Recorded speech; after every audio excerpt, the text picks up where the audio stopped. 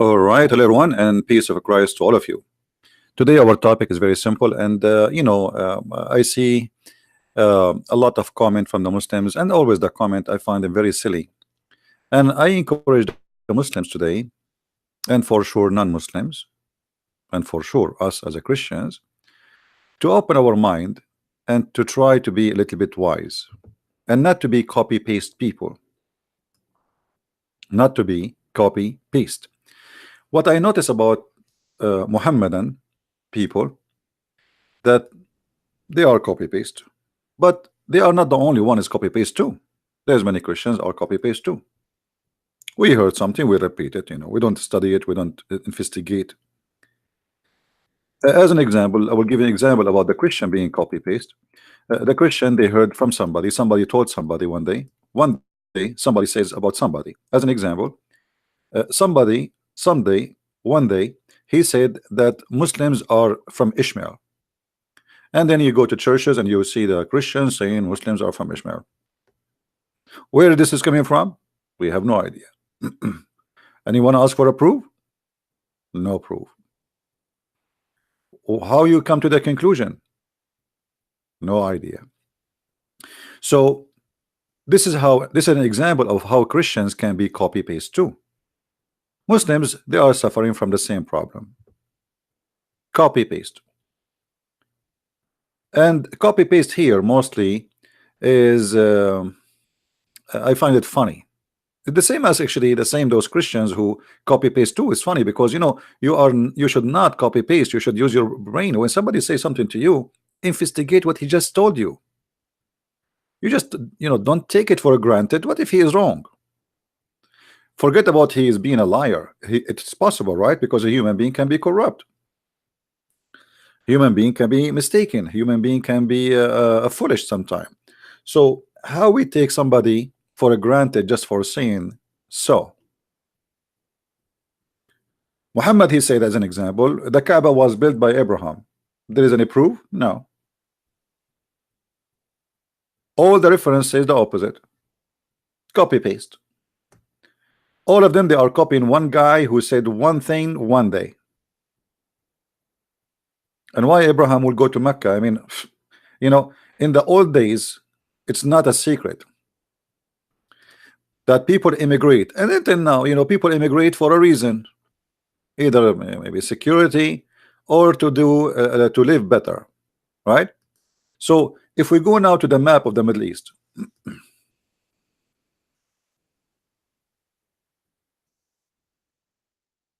I will open it a second. So if we go to this map,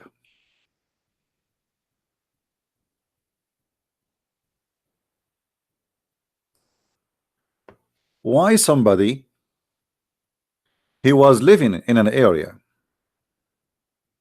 which in Iraq, which has two big rivers coming through the north of Iraq, and he will immigrate all the way to the middle of nowhere in an according to Muslim, actually nobody lived there too. Not only it was not a town, nobody there. I mean, it's empty.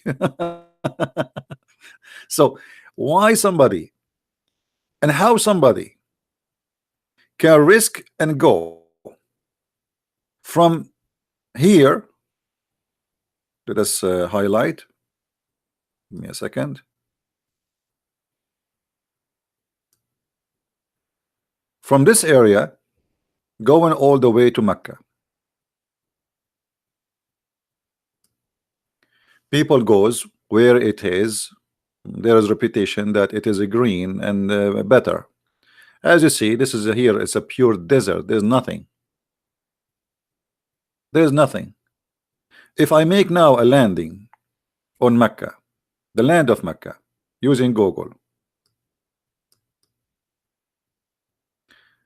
if we zoom in and we make a landing, what we will find in this territory? I mean, what is there? Dead land. Nothing until now. Who in the world wanna go there? What I will do there? There's nothing. There's no greenery. I mean, it's a chain of crazy dead mountains. Rocky mountains, no grass, no trees, nothing. So why somebody wanna leave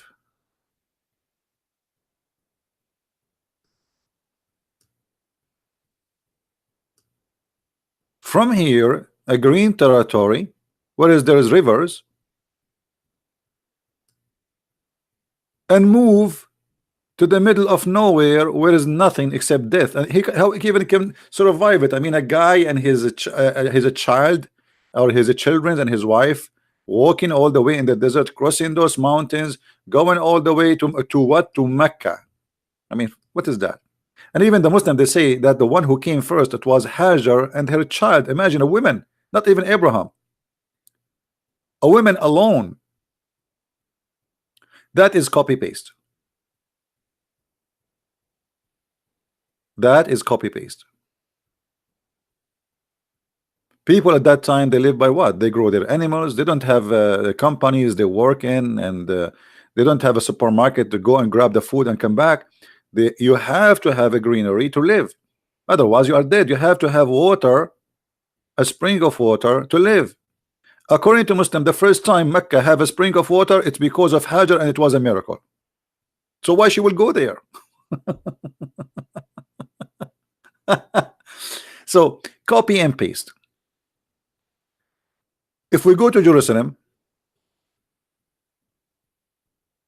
you will see that this land is not really a desert. Actually, it's a beautiful land. I don't know any of you. I never been in Jerusalem, by the way, but I saw a lot of pictures. But you will see there is a civilization growing for very simple reason. They have a trees, they have a fruits, they have a greenery, they have a vegetables, they have rain, and even they have a snow.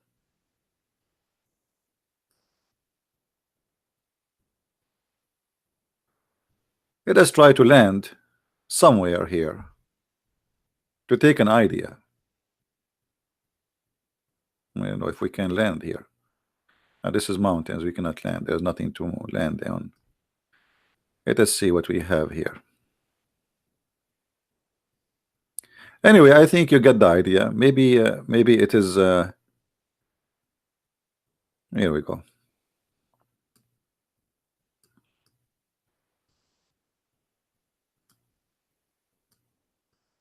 See, this is not a desert. This is not a desert. It's a beautiful place.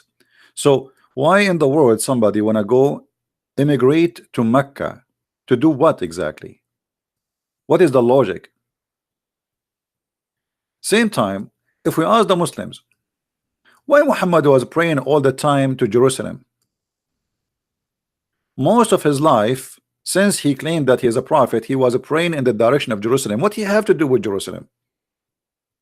If Mecca is the house of Allah, and Mecca is the most important place for Allah, so was Muhammad committing sin and praying to the wrong direction?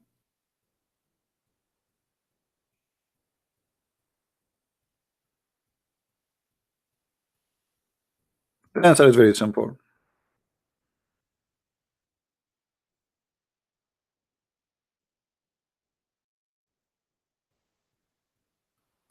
In the beginning, Muhammad was trying to convince the Christians, the Jews, that he is believing in the same God they do. So he prayed toward Jerusalem, especially the Jews, because he lived between the Jews, not in Mecca, especially in Medina. And when he gave up, the Jews will never believe in him. He decided to kill all the Jews, all the Christians, and okay, now I do not need their Jerusalem. They will not believe in me anyway. And then Umar ibn Khattab, he gave him advice to make money to switch to the Kaaba.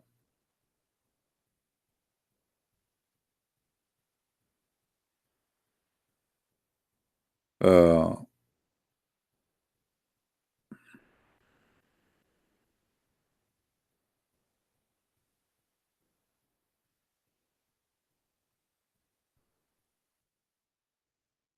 we will not do the same. We don't want to be people of copy and paste. Neither you, neither me. That is not right.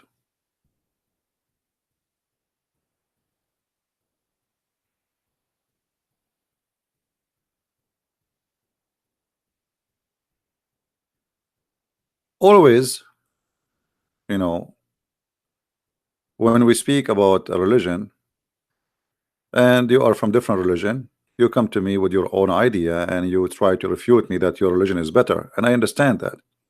But always I find the Muslims answers are very funny and very silly and far away from any connection with the topic. If we go and ask the Muslims, you Muslims believe in something called Tawheed. What is Tawheed?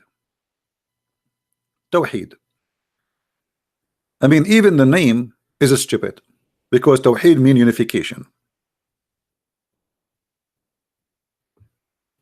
Tawheed means unification. How your God is one and you believe in Tawheed? If he is one, because the second you use the word Tawheed, that's mean you are believing in a unification of something,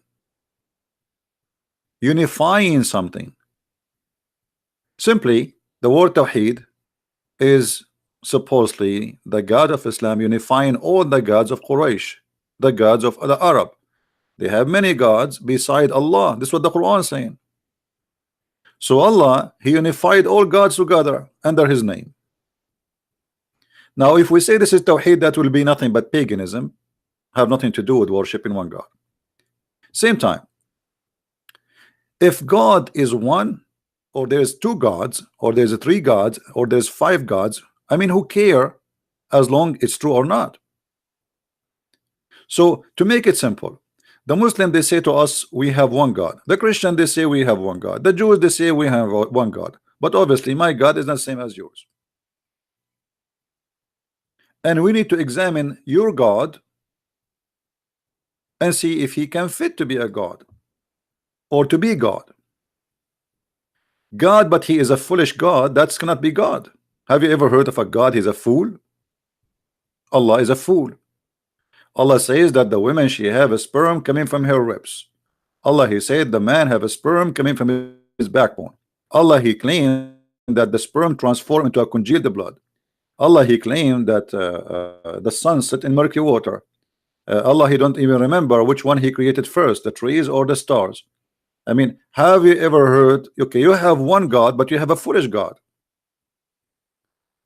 So I am really happy that you are saying to me I have one God who is a fool.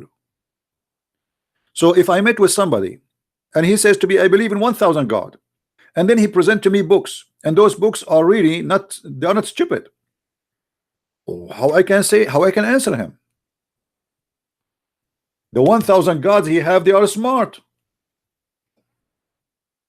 wise. The one God you have is a fool. So having one God, having 10 gods, having 330 God, having 40 God is a silly thing, because simply it's about is true or not.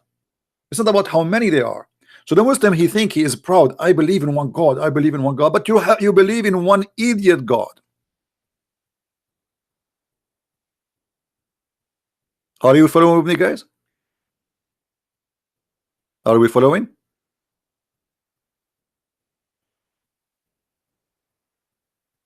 You want to explain to me Tawheed? You yourself, you do not know what Tawheed is.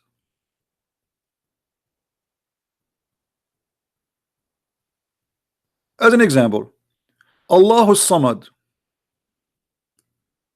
They don't know even what the word Samad mean, because this is an Aramaic word. As-Samad is coming from Masmud, which means the collection. How he is one, but he is a collection. How Allah is one, but he is a collection. And the Muslims, everyone, he give you his own interpretation for the word, and every his own translation for the word. Let us show you.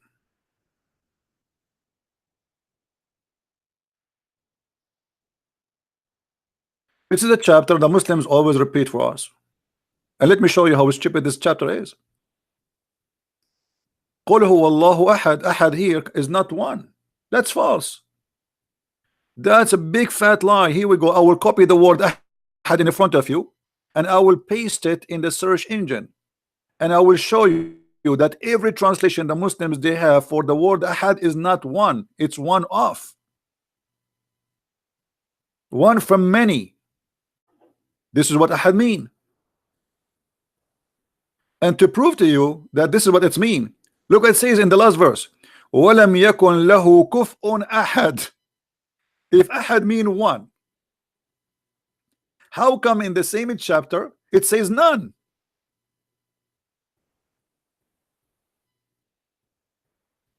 Is comparable into him. Ahad suddenly became no one, which means no one of you. You know what I mean? So ahad does not mean one. The same chapter in front of your eyes.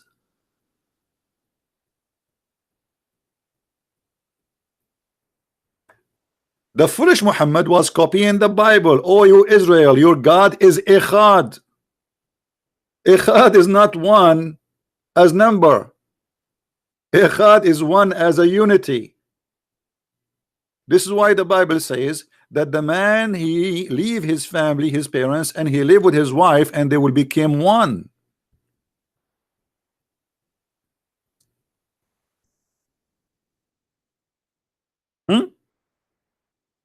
Muhammad here is a thief. He is copying from the Bible what is in the Bible, and he copied the word echad. This is ahad. You see how close even the word Qul huwa Allahu ahad in the Hebrew, echad. It's the same word. Echad is a word to unify, not about numbers.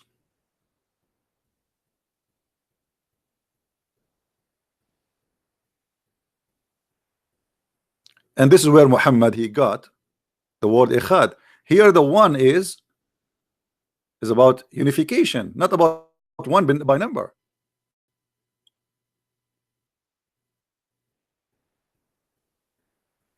And we have tons of verses in the Bible speak about echad as unification. And I'll give you an example how the man and the wife they get married, and you know they became echad.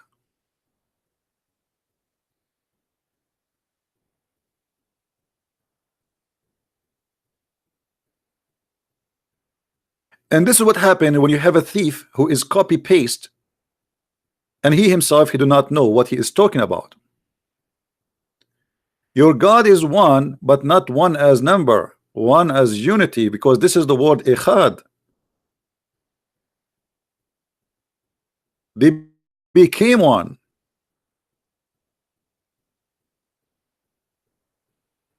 If you go to Genesis 2:24,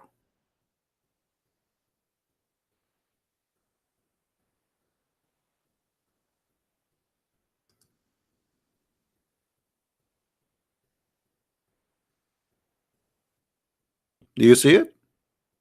Do you see the translation? What happened here? We have two human, not two gods. They are even human. Therefore the man shall leave his father and his mother and be joined with his wife, and they shall become one, echad, unity.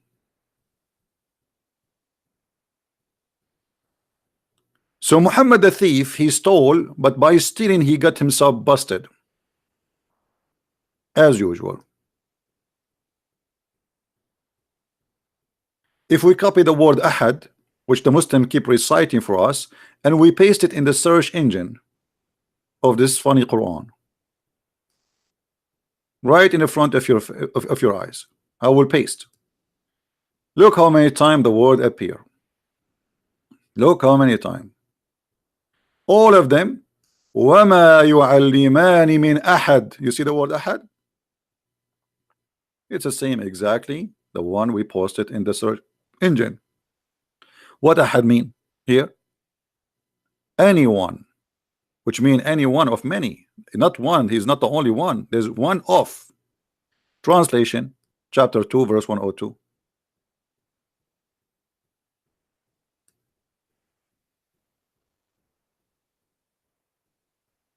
It says here, and they don't teach anyone. See how the word ahad became anyone in the translation? Forget about this word.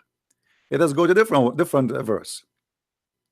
Chapter 2, verse number 136. وما نفرق لا نفرق بين أحد. أحد, you see it? We don't differentiate between any of. Chapter 2, verse 136. You see? We don't differentiate between any. We make no distinction between any of them. This is ahad. Do you see it?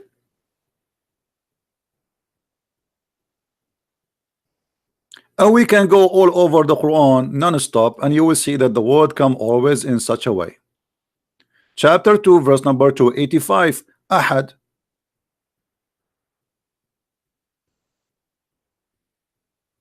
Read it.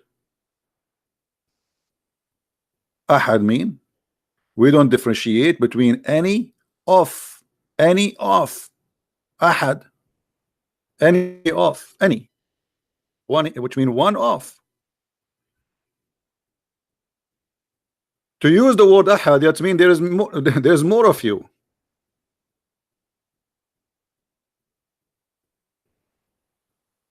Or you take it as in the Hebrew where it is echad, which means unity.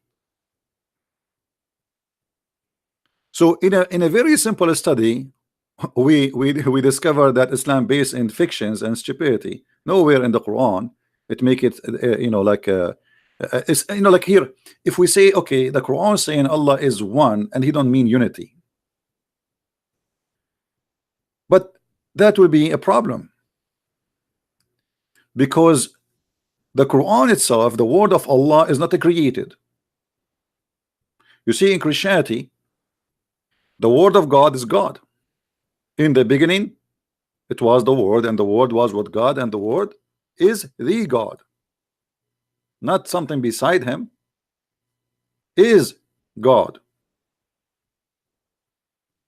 In Islam, the word of God is not created. So now we have any created being. How many? Two: Allah and the word. You can right now search in Google and you will find that the Muslims believe that anyone who believes that the word of Allah is created is a kafir. He is not a Muslim.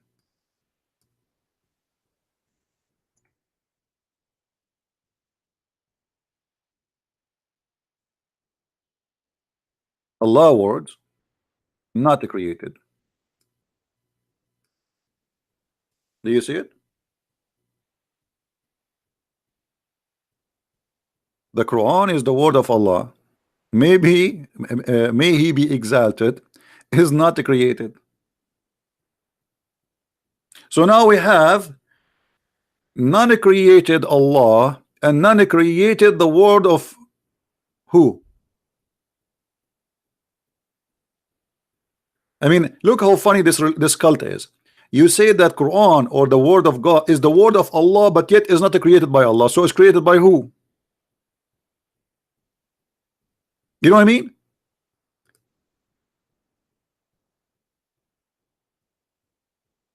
Do you people believe in the Trinity? That the word of God is God? Do you believe that God and his word is one? No, you don't. So what we have now? We have a problem. We have a big problem. The one who says that the word of Allah is created, he is not a Muslim. And actually there's many Muslims, they've been slaughtered just for saying that the word of Allah is created. Answer: the Quran is the word of Allah, may he be exalted, and is not created. Just to make it short, we do not need to read the whole article.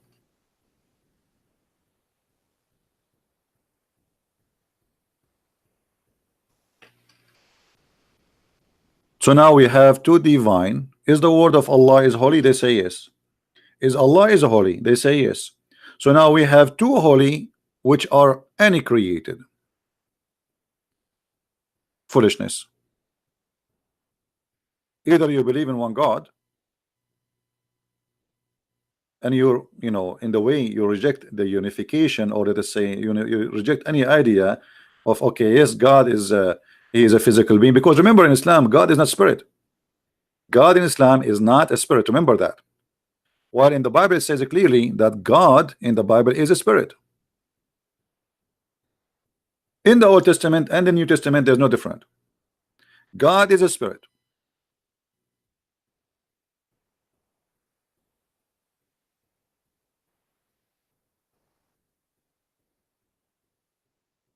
From the first verse in the Bible, it says clearly that there's God, not gods. We believe as a Christians in one God. It's a lie to say we worship three gods. That's a big fat lie. Even the silly Quran confirmed that the Christians believe in one God. But Muhammad, because he is confused, he do not even know what Christianity is about.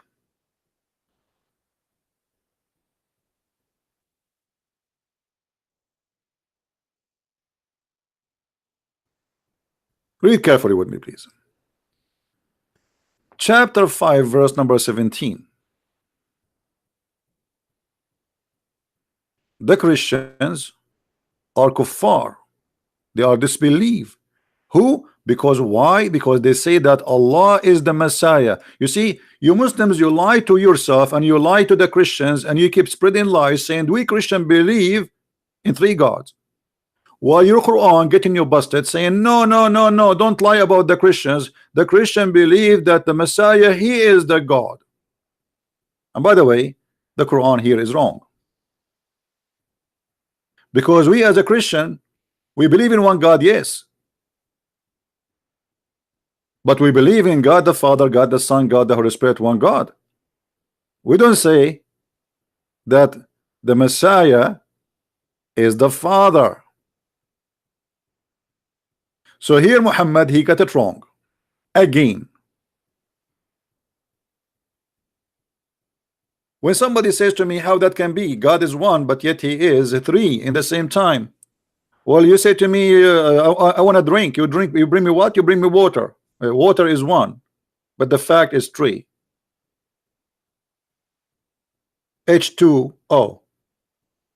Is that correct? Even the source of life is based on number three, the water. Even the Quran says وَجَعَلْنَا مِنَ الْمَاءِ كُلَّ شَيْءٍ حَيٍّ. We made it from the water every living thing.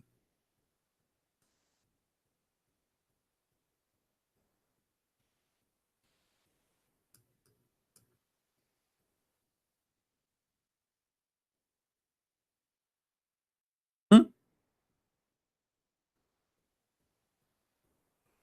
We made it from the water every living thing.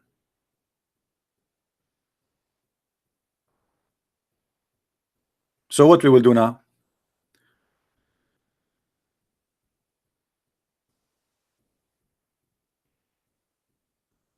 And if you look at the logic of the Quran, how to refute the Christians about how and why Jesus is not God, it says if Allah want to destroy Jesus, he can.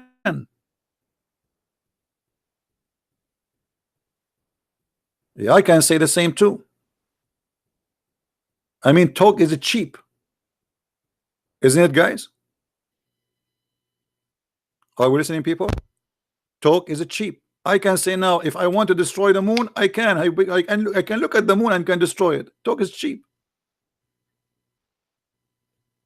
The question is why Allah did not prove that He is God, and He make His a threat. As an example, I will give you a threat Allah He made to the Christians. Look at this. If Allah is a true God and He make a threat that you have to believe now before I erase your faces.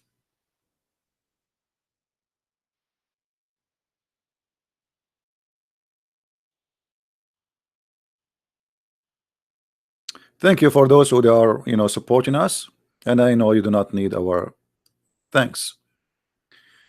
يا أيها الذين أوتوا الكتاب آمنوا بما نزلنا إلى مصدقا لما معكم. Chapter 4 verse number 47.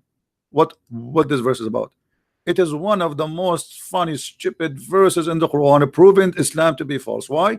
Because Allah He threat the Christians to believe in Muhammad, otherwise He will erase the details of our faces. And trust me, I have all the details there. and not a single Christian he lost his details.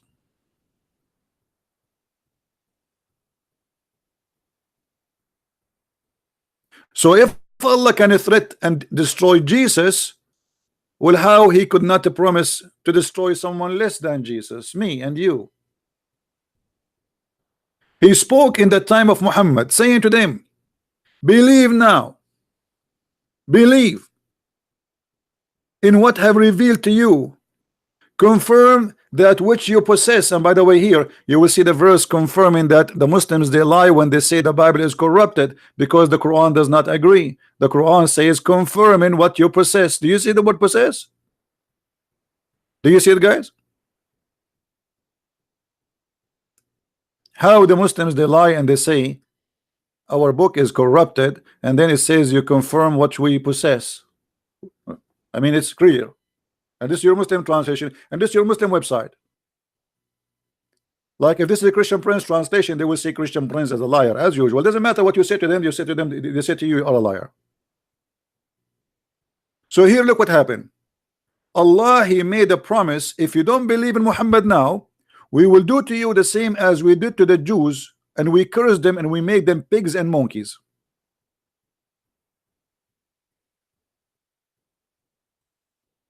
That's mean that this is not about Judgment Day, because the pigs and monkeys transformation supposedly happened long time ago, before even Jesus,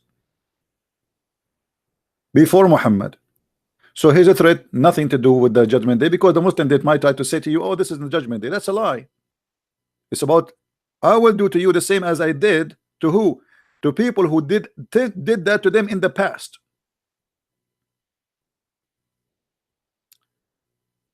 And here again, one of the funny things about Allah, that he cursed the Jews for breaking Sabbath, and he made them pigs and monkeys. And I find this is hilarious, and I will tell you why.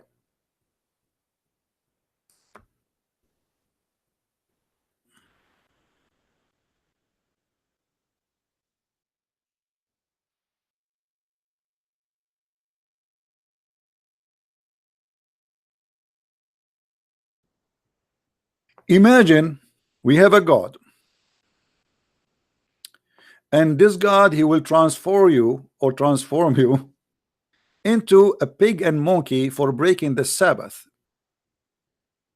but he will not transform you into a pig and monkey for raping a child, as an example.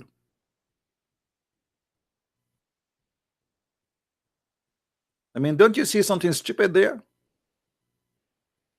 Why those people, even the story there, proving to us that Islam is nothing but a fiction, stupid stories, foolishness.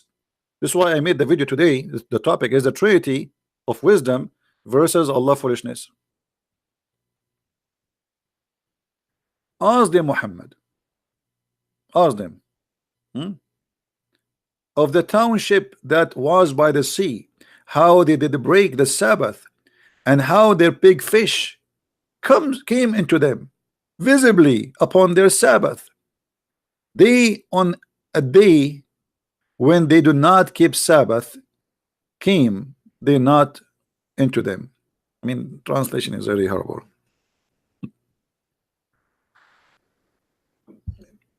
I will translate it to you. Actually, you know what? I'm not going to translate it. Hold on. I will open the interpretation of the Abdul, so they will not say he's making things up. Fair? Chapter 7, 163. Alhamdulillah. Alhamdulillah, brother.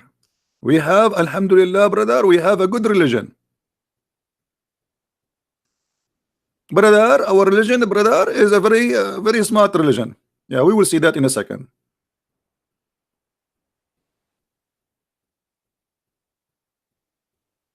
And everybody will die laughing.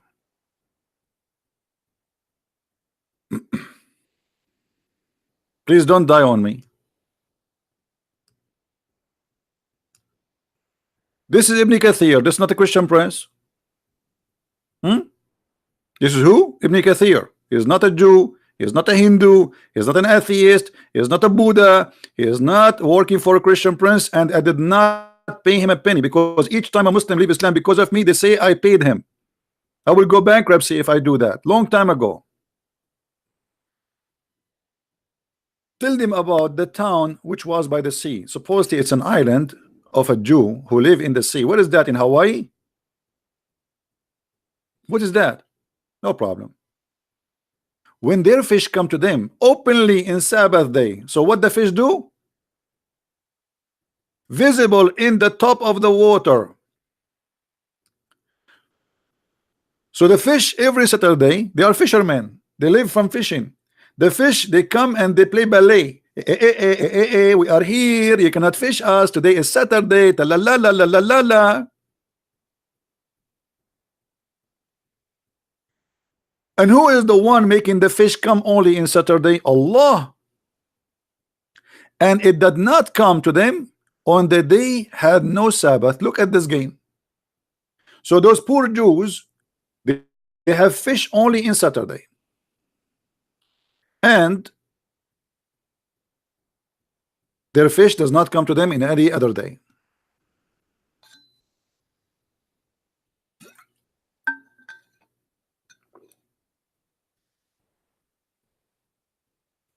So how we can accept this to be from God? Allah, he says we made this as a trial. So now those people are hungry, and because they cannot eat, they have to fish in Saturday. And because they did fish in Saturday, we made them pigs and monkeys.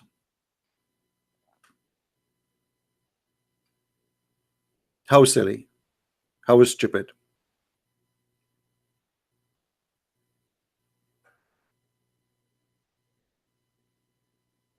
So Allah here, he claimed that he will do the same to us. In chapter 4 verse number 47.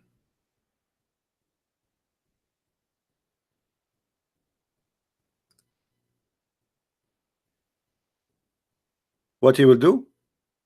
He will erase the details of our faces if you did not believe in Allah. Allah command the people of scriptures to believe in what has sent to them by the servant of Allah, Messenger Muhammad.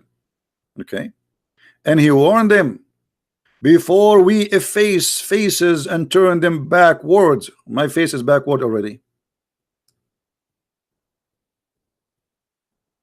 And turn them backward, meaning we put their faces on their necks, on their backs. Oops.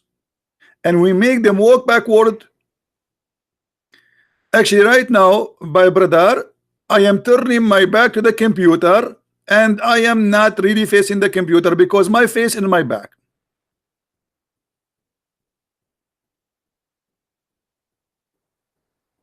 So if Allah is God and he can destroy Jesus as he said in the other verse, why he did not keep his promise and destroy the Christians? And he did, you know, just at least one, just one. This is why I said talk is it cheap. Anyone can make a threat, says I, my God will make the okay, this is Allah himself talking, saying I will going to erase your faces.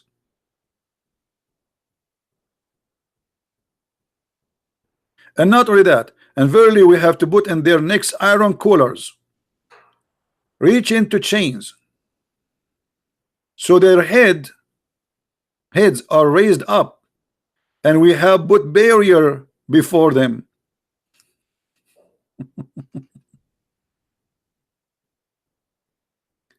If you go to different interpretation, you will see even things getting more funny.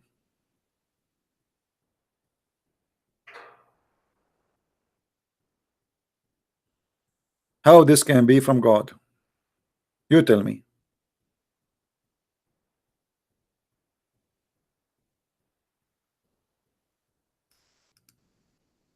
So, you know, speaking about God, you can speak about any God you want. I mean, you can claim whatever you want. But how to prove your God is different story. Your God is one, your God is two, your God is four. This is not my business. Your God is true or not. This is my business. When your God, as an example, and this is, here we go, this is your Islamic interpretation, not mine. Chapter 86 verse number 6 and 7. When Allah, he says that the women have a sperm and it is coming from the ribs of the women, the location of the necklace specifically. How that can be God? Here we go. You have one God. Okay, I'm happy for you. I'm really, really happy for you, brother. You have one God who is an idiot.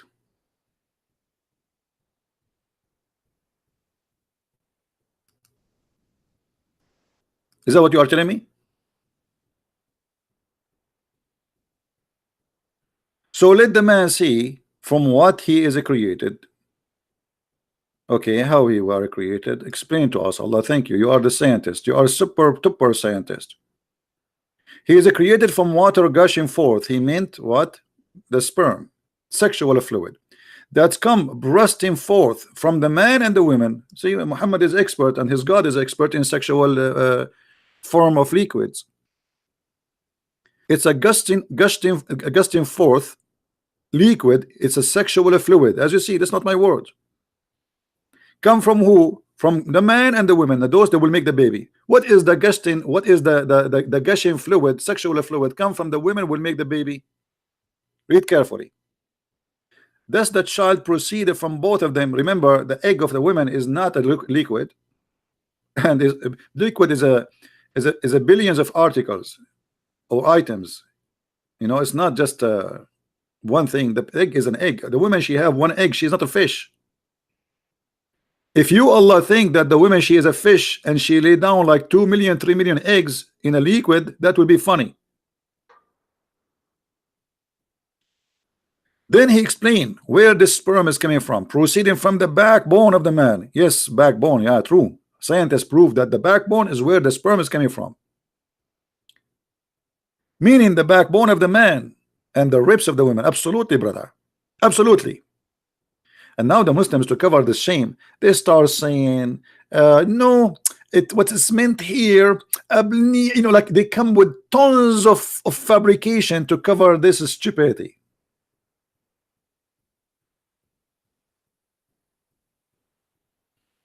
And by the way, if you don't have insurance yet on your backbone, I advise you to get one. Because what if your backbone is broken? Once I was in the beach and I saw something in the chest of a woman. I thought it's a lotion. I was naive at that time. I was not too much knowledgeable in the Quran. But after I learned the Quran, brother, I noticed that this woman, she was a filthy woman. She was having sex in the beach, and she have her sperm, her cum in her chest because she have testicles there. In all the world, women, they have a breast, except in Islam, women, they have a breast testicles. So your God is one, but your God is dummy and he's foolish. You have a one of a kind, dummy, stupid God who think the backbone is where the sperm is made. Oh, my backbone is hurting.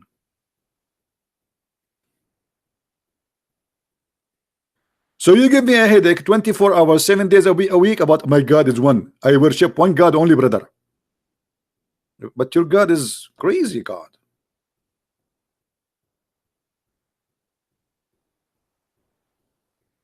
Your God literally is a crazy God.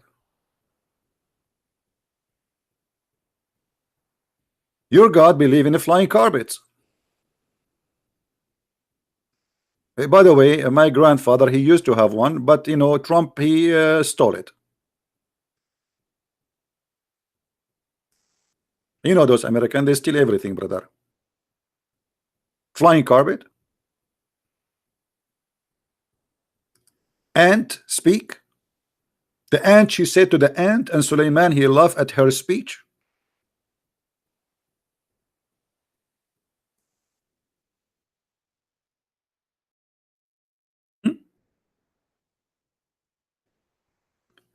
As I know, ants are deaf and mute. The only way for them to communicate is vibration or chemical. They don't talk. And vibration here, they don't vibrate in the ground. They vibrate on the body of each other. And they don't understand each other because they hear the vibration or the sound of vibration. No, they are deaf. They are you know, they don't hear anything. But the vibration itself is the message, or by chemical. So Allah, the wise, the one God, he said, till when they reach the value of the ants, one of the ants, she said to her friends, she is a warning. And by the way, here the Muslims, they make a big article about, according to science, brother, it's discovered, brother, that the one who warned the ants is a female ant. And brother, in Arabic, in the Quran, it says namla, and namla is a female ant. You idiot. In Arabic, any singular ant, we call it namla. This is the only word we have. We don't have namla, male and female.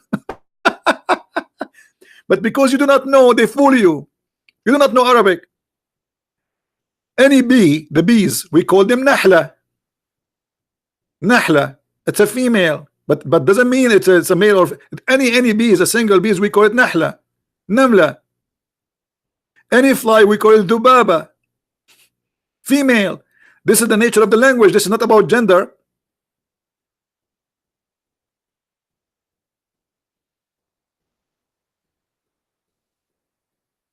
But because you don't speak Arabic, the fabrication is ready. They say, how the Quran knows that this is a female ant, brother? Brother, we told you why. Because in Arabic, the namla is always a female word for all kind of ants. Any singular ant, we call it namla. Any singular bees, we call it nahla. Any singular fly, we call it dhubaba. The T at the end is added as a female for all those insects. But I have a question for you in the same time. How this ant, she knew the name of Suleiman?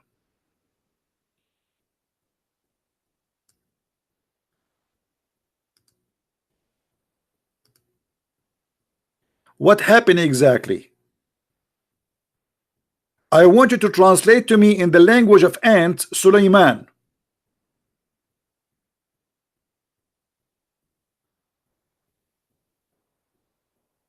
As long ants are mute and deaf, how she said to them the word Suleiman? How she said that to them?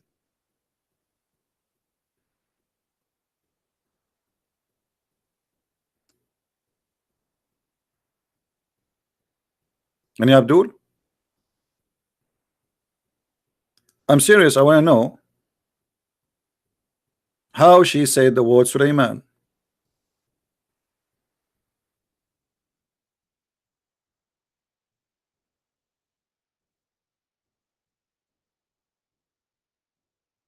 That's amazing. I mean, that's alone is a discovery.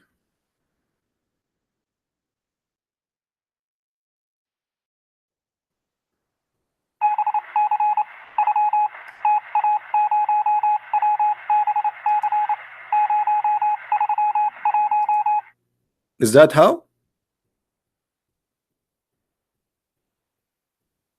If this is how the ant, she said to the other ants that this is Solomon, cannot be, because the verse after it, getting the Abdul busted, it says that Solomon, were laughing at her speech. At what? Her speech.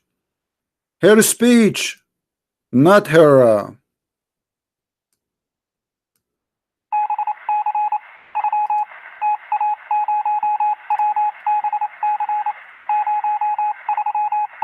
Brother,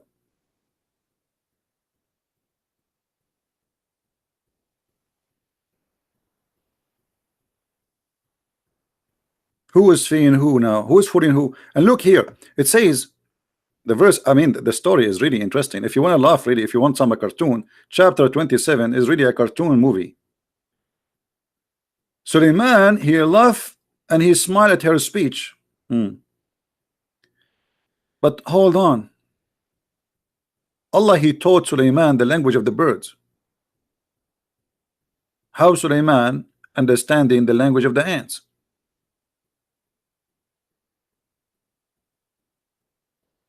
Just a verse before it, it says that Allah, he taught us the language of the birds.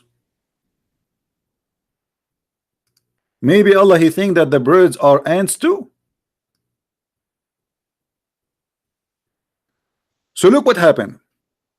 Allah, he taught Sulaiman the language of the birds. He sent him to school to study birds.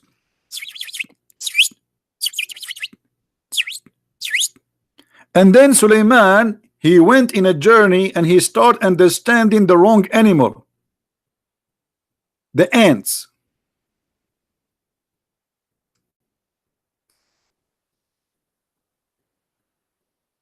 What's happening here?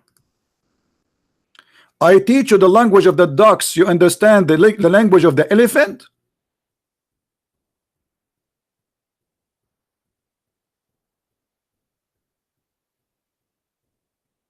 I feel like I want to convert.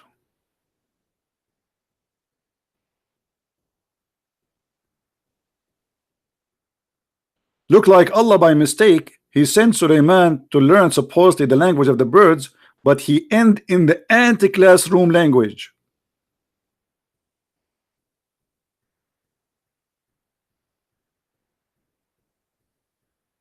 Here we go, you have one God, but he is a silly stupid God. Are you happy? And Sulaiman, brother, he said, brother, thank you Allah, thank you for teaching me Allah the language of the birds, thank you very much.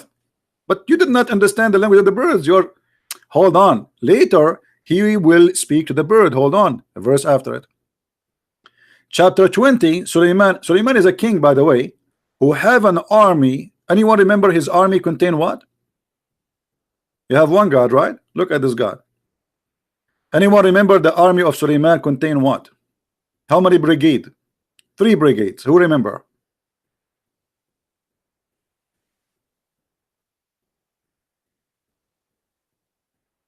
Birds, genie, and a human. Imagine you are Trump, President Trump. Now he is going to send 1 million birds to attack Venezuela government. A king, his name is Solomon. He have a brigade of chickens.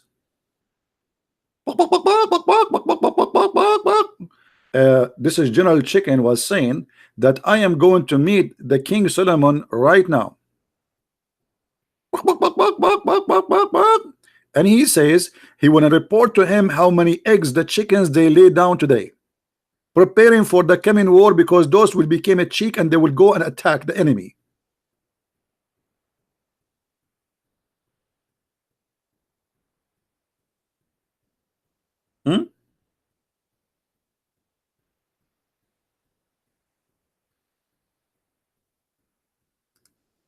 Somebody's asking where we can find that he have an army of jinn and chickens. And here we go, it's in front of you. Chapter 27, verse number 17, same chapter. You have one God? You have one God. Now, this is your God, the one God you are talking about. You have telling us a story. What the difference between this and the Lord of the Ring? An army of a genie. What is that?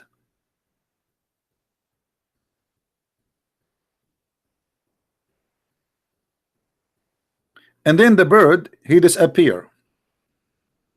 Where the bird goes, we find later that the bird goes so he can look for a woman. She have no hair in her legs. All my life, you see the reason I'm not married, because I'm looking until now for a woman. She have no hair in her legs. All of them, they are very hairy.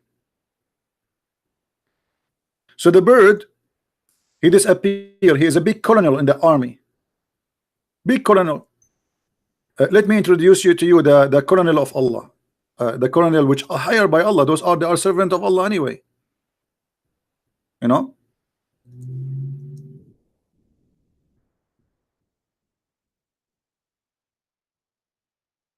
This is Colonel Al-Hubhub. Obviously, he looked like a colonel. We have to be honest. He looked like a Roman colonel. So the one who come with this story, he chose the perfect bird. He is not even in the size of your hand. And this is the guy who is a minister. He's not only a bird, he is a minister of irrigation. And he is in charge of finding places to attack. And he is in charge of finding women who have no hair in their legs for a Prophet Solomon. Should I salute him? You have one God. But your God is a silly, stupid God. So you give us headache about one God, one God, one God, and then you come with this. This is your God.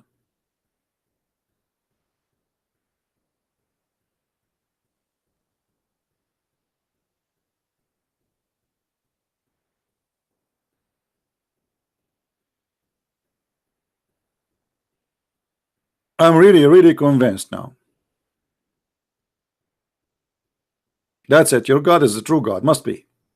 And look, he's looking at me, by the way. I don't know why he's doing that. Do you think he's going to attack me with his beak?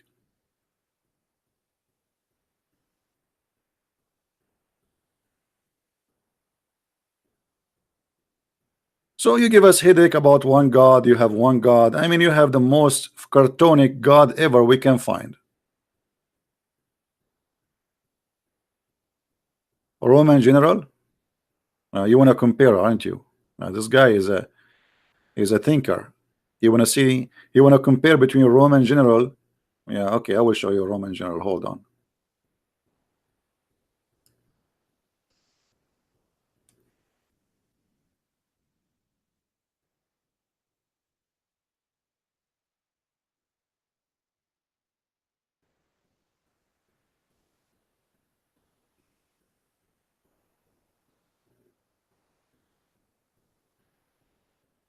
See, I told you they look the same.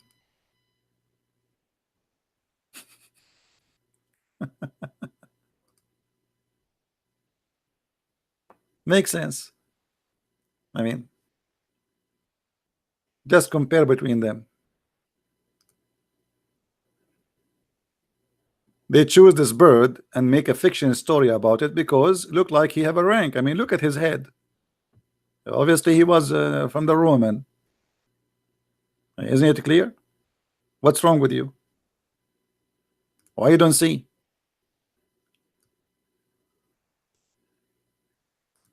Why you don't see? Why? Why you are blind? Why? You Christians, Jewish, Hindus, Buddhas, atheists. What's wrong with you? They are cousins. If they are not from one family, maybe. Look at this. The funny, the Muslim, they keep saying to me in text, you are a liar. I'm showing you, Abdul, in front of you on the screen, the story. What liar about what? I mean, it's amazing. You show them the story in the front of their eyes. It's written. I give them the chapter number, the verse number in the screen, their translation, their interpretation, and yet they say to me, you are a liar.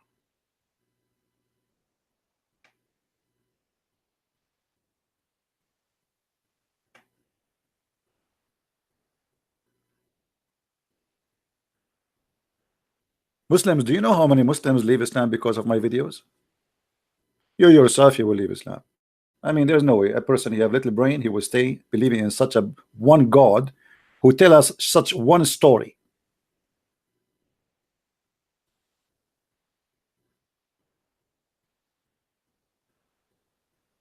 Hmm?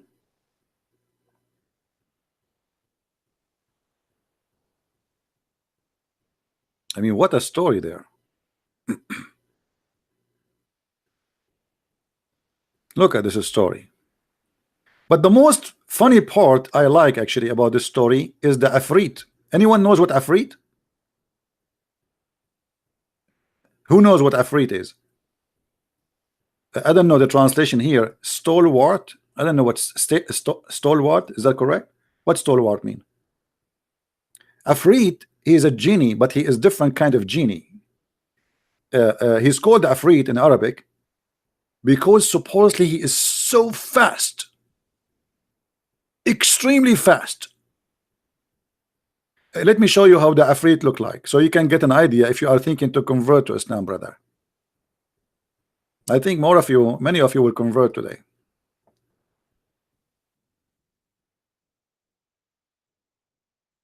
Afrit. Here we go. Let me introduce to you Mr. Afrit. This is how in Islamic movies they picture Afrit. This is how he look like. He's bald. He have like weird look, you know. This is Afrit. He's big. I don't know if you saw like a movie like Aladdin where he have what they call it, uh, the candle. So he wipe the candle from the dust, and then Afrit come from the genie. You call it genie in the bar, right? This is the Afrit. The story of the Afrit is coming from there. But this Afrit have something special about him. He is so fast, extremely fast, not like the one you see in the Hori Butar story. You know, this is very, very fast Afrit, extremely fast. This is why you see here in the verse in the Quran, the Afrit, he said to him, if you want, I can go and bring you her throne, because the bird, he described how big her throne is. I can bring you her throne before even you blink your eye. You see how fast this Afrit is, brothers and sisters. I advise you all to convert to Islam right now. Only Allah, he tells us stories about the Afrit. Let me see if I can find you a better picture of the Afrit. Hold on.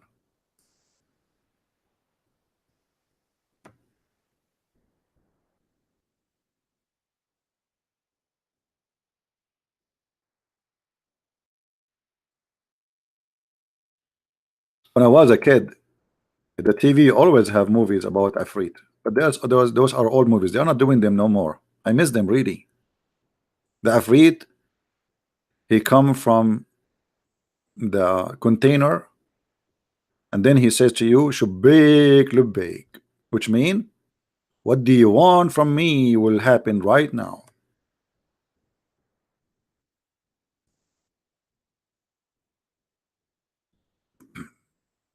Yeah, this is like cartoon about it. Here we go. Like there's many cartoons, but this is exactly what the Afrit he present. Let us show you in the screen. Hold on.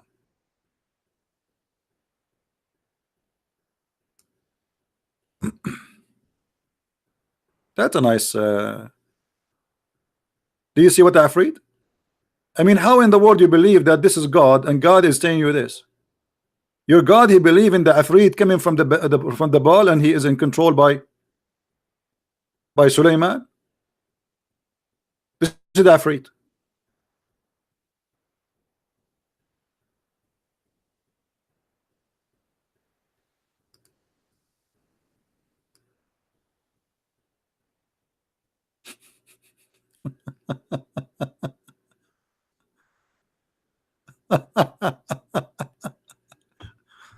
So this is the Afrit who said to Suleiman, do you want me to go and bring her chair for you, her throne? I am truly convinced. I don't know. I think by the end of the day I'm going to convert to Islam. By the way, let me tell you the news the Muslim one day will say, and count my words. One day Christian prince will die. All of us we will die. Anyway, today, tomorrow, who care? I'm a believer, I am not worried about it. But one day Christian prince will die, and the Muslim they will say Christian prince converted to Islam a second before he go to grave, brother. Anyone is famous, anyone, it doesn't matter who you are. They say he converted to Islam before he died. Brother, for sure I will convert to Islam before I die. Are you kidding me? Hello?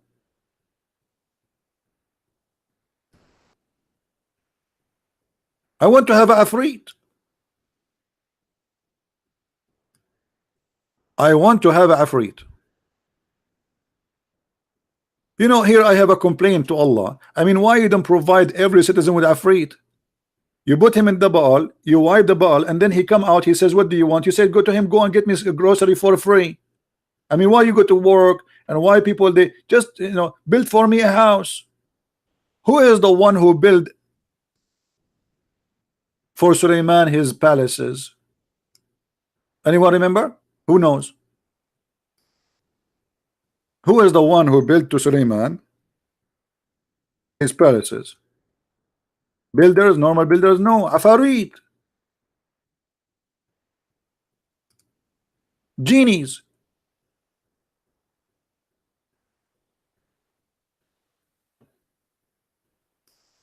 And into Suleiman, chapter 34, verse number 12.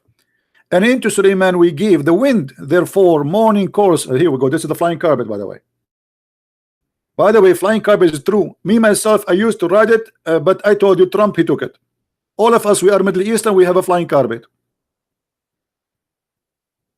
You go in the street, boom, bomb, explosion. Here we go, flying carpet. Everybody is flying. We can make your dream come true. Go just to the Middle East. Go to Somalia, brother.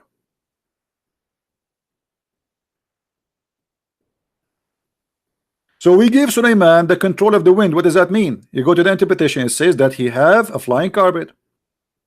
We can show it if the Muslim want me to show. Wherefore the morning course was a month journey. By the morning, look how fast the carpet is. I mean, why you don't want to believe in Islam? What's wrong with you? He would go, we have one God who believe in the flying carpet. You stupid idiot. How dare you to reject this religion? We are the only religion, brother, who believe in the flying carpet.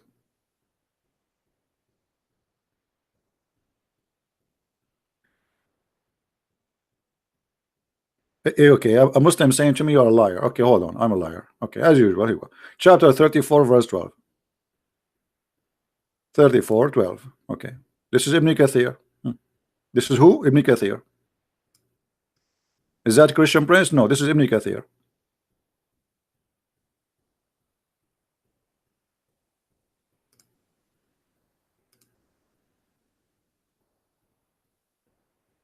Read with me, brother.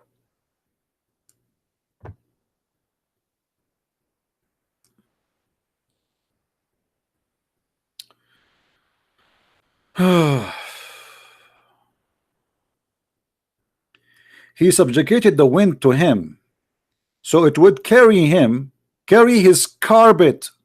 Guys, does it say carpet or I'm making things up? Is the text clear or it's small?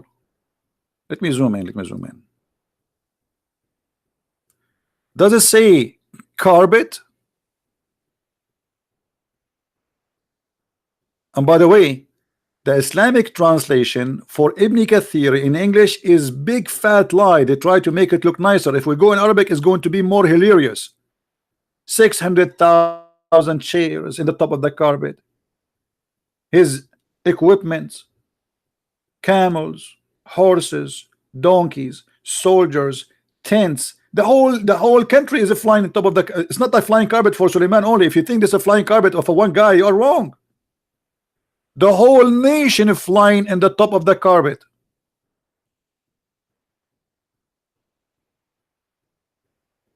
Let me see here if they show some honesty in the translation. Hold on.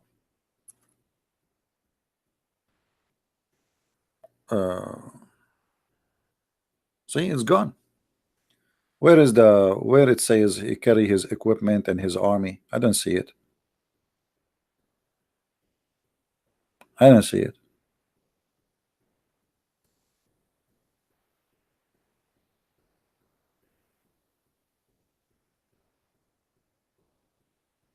No. It just says here, may peace be upon both. He subjugated the wind to him, so that he carry his carpet, would carry his carpet one way for a month, then back the next month. Al-Hasan al-Basri said, he set out from Damascus, in the meaning landed, and he ate a meal, and he flew from Ishtikar, and he spent the night in Kabir. I mean, this guy is going like Tokyo. He's mentioning to you all towns. Okay, he have a breakfast in Tokyo, and he have a lunch in Washington D.C., and then he got his snack in Jordan. All right.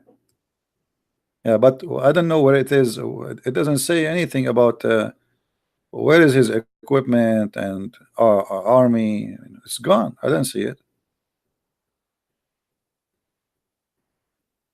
I know, actually, I saw it in the same website before. I mean, how is it's appear? They do like they changed it. How they took it off? So we will not love.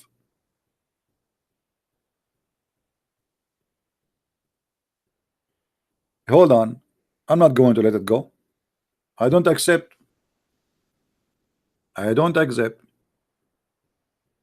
Give me a second.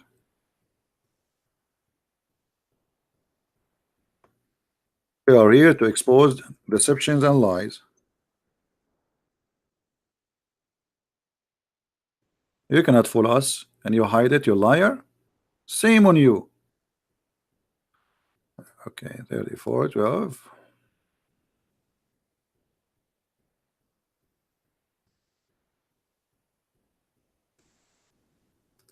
I will go to the Arabic, Ibn Kathir in Arabic. But let us see here first. This is Tafsir al-Jalalain.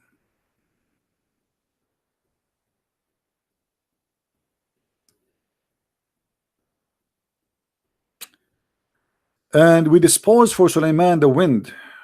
Okay, the new journey, blah blah blah blah. Okay. Mhm. Nothing here. Hold on. See, they lie. No problem. No problem. Ibn Abbas. Okay. Journey. Okay. No, it's still not here. Let's go to the Arabic Ibn Kathir. The same verse, Ibn Kathir in Arabic.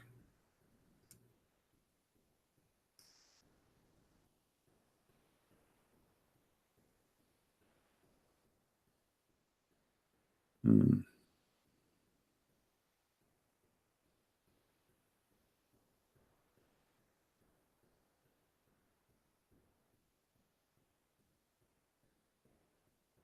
Okay.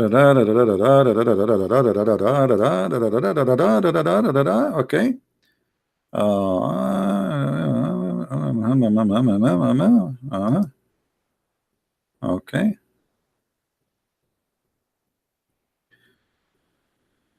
Let us see.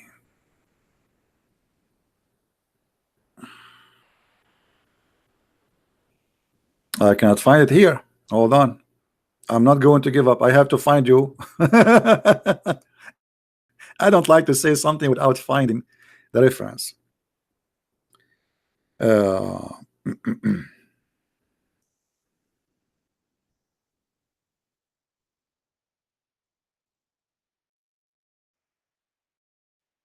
let me see if I can find it in English first. Hold on.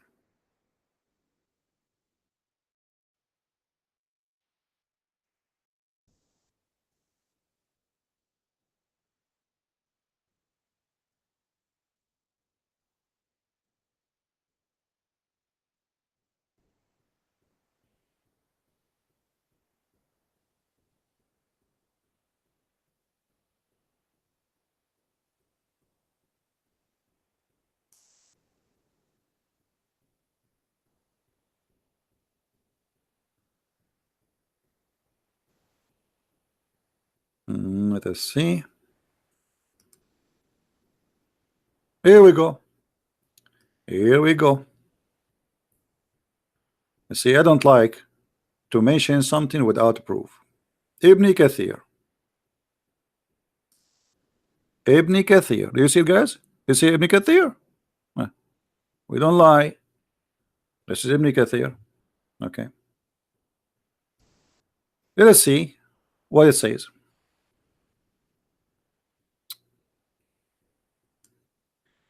During his time, horses were the common mode of transportation. They were very etc. Carry blah blah blah. Okay, and then hold on. Uh,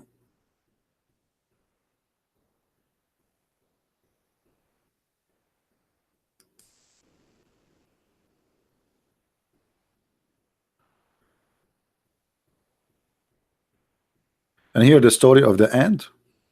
Hold on. Let us see.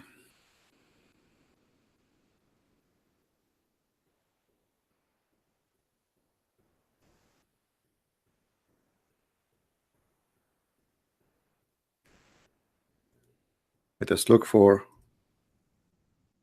the carpet.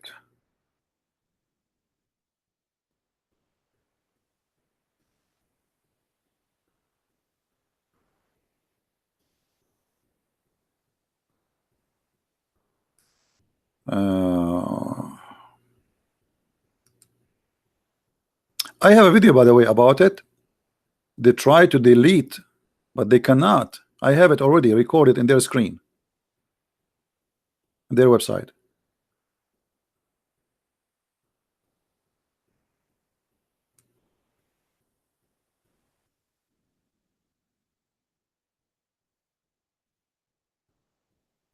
Mm, mm, mm, mm, mm.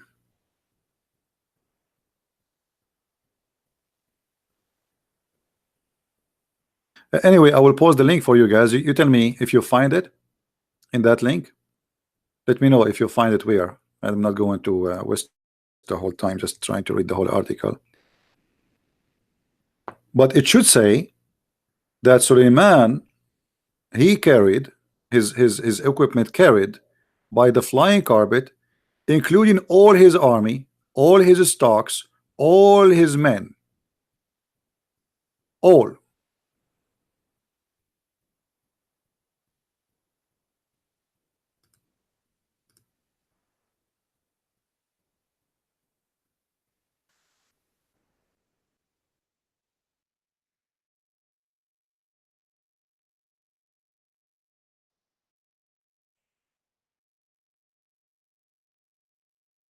All right, let us see.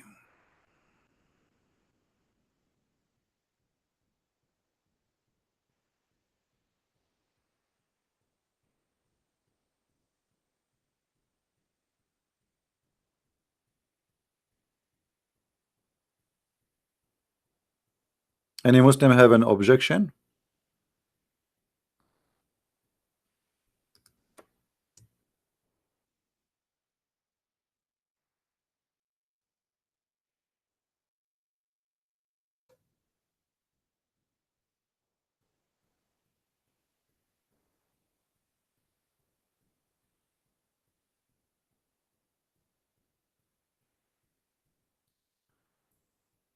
Uh,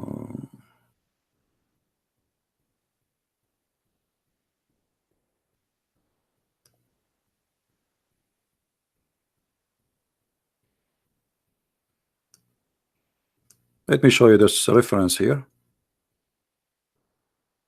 so the Muslim will not say he did not provide us with reference.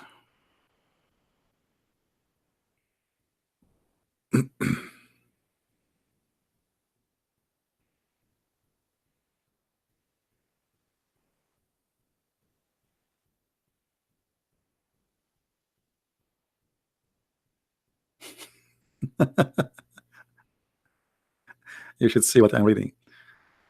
Uh,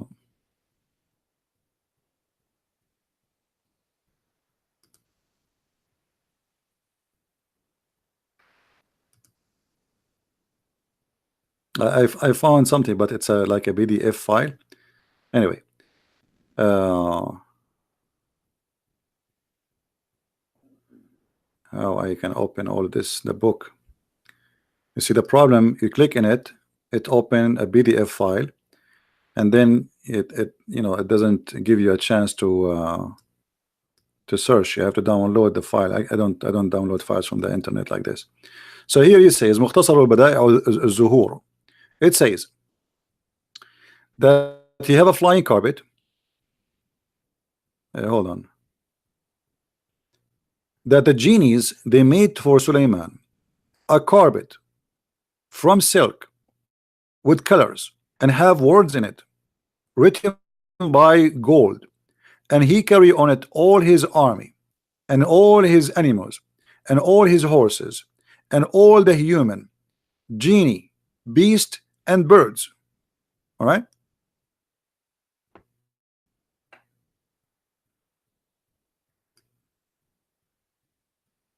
So to make it simple, your God is one God. I cannot say anything anymore. But your God is the most silly God ever.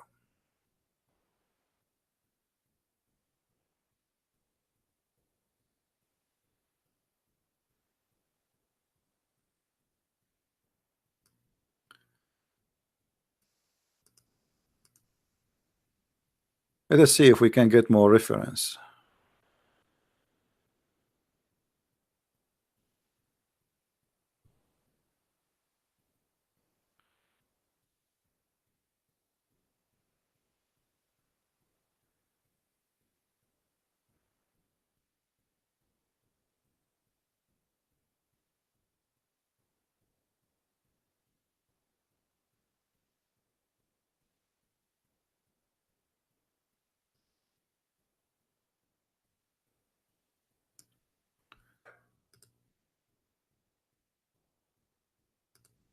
Let us go here.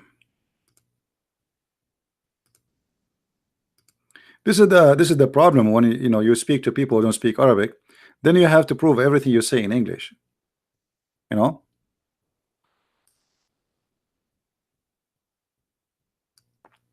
Hear the story about this woman who entered the place where she is a queen.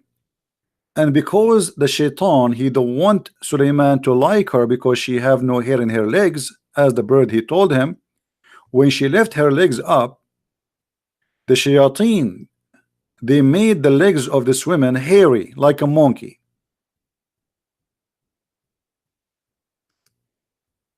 Is that true, Muslims?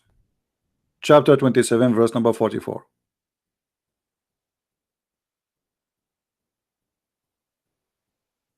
You don't believe me?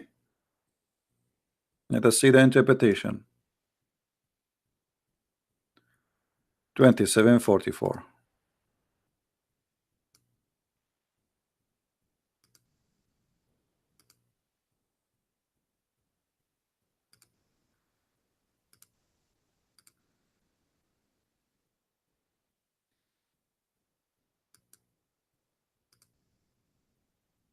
We go to English.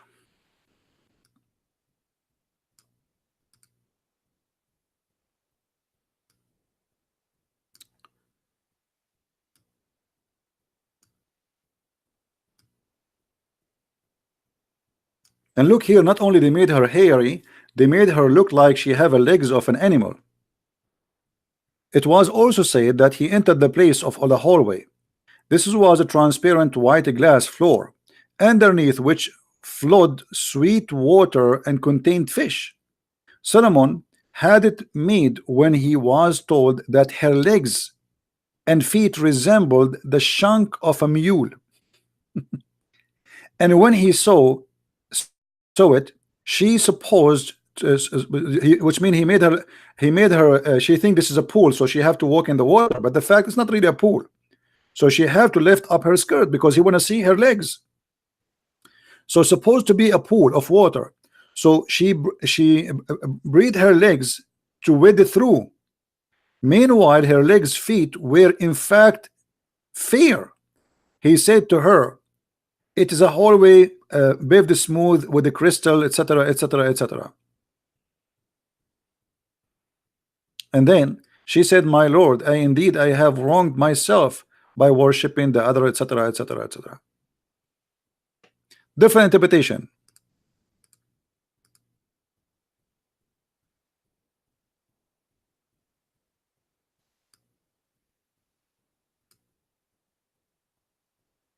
See Suleiman, he like to see legs of women. He want to see her legs. Is it really have legs of a camel or a goat? If we go to Ibn Kathir, let's see what Ibn Kathir want to say. 27:44.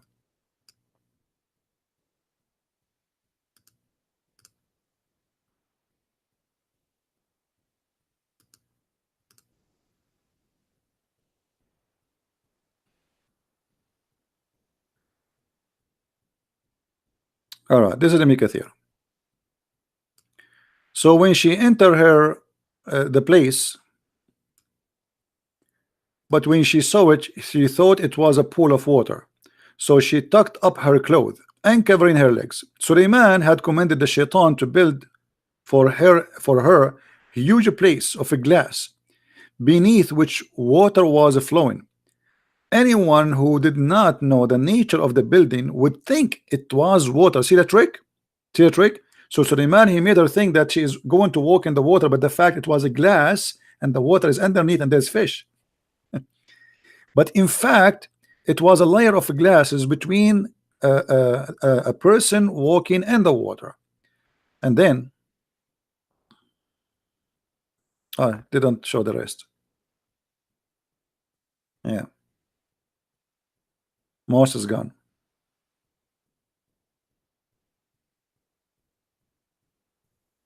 Anyway, I mean, all of this is hilarious. It's madness. It's stupidity. How in the world you come to me with worshiping one God, but your God is nothing but a fairy tale storyteller? Not only that,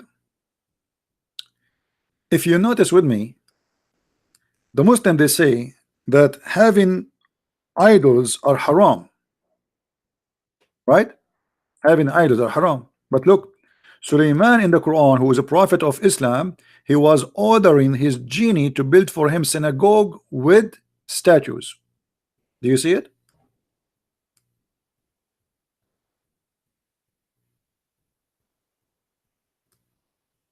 Chapter 34, verse number 13. How he is a Muslim prophet, how Islam is against his statues, and then how he is ordering the genies to build the statues. Don't ask, don't tell. You don't know what statues? You don't know really? Search Google. Statues. Statues. This is what statues. Here we go.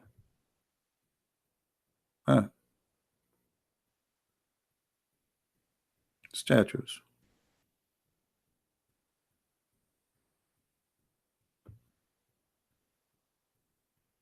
Why statues in the house of Allah? Allah is ordering Sulaiman to build the statues, and the genie, they are building it for him. Don't ask. And then here, actually, the verse after. Anyone remember what this verse is about? How Sulaiman he died? Sorry, David.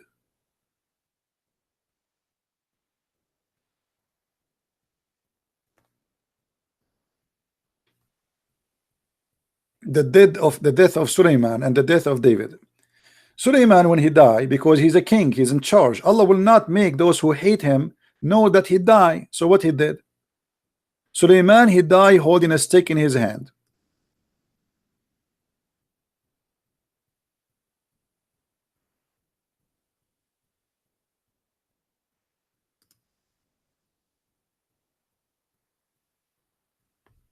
And because he was holding a stick, he died standing, and nobody noticed that he is dead.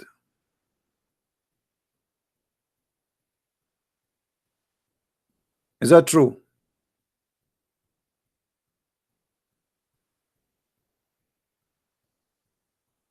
Muslims, is that true?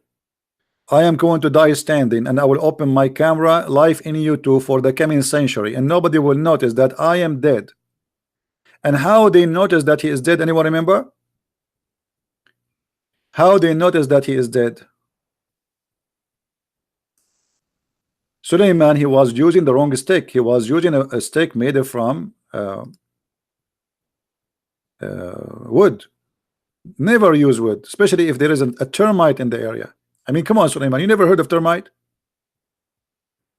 The termite, they ate the wood of the stick, and then people did notice because he failed.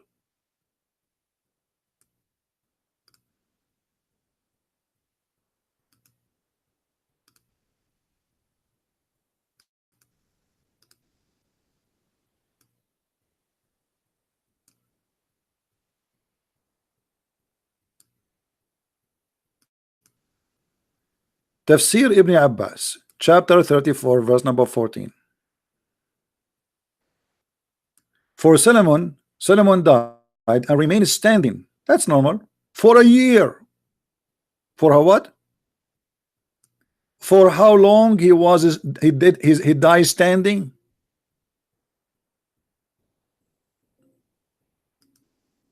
Abdul, are you there? The guy, he died, and he is dead standing for a year. A year.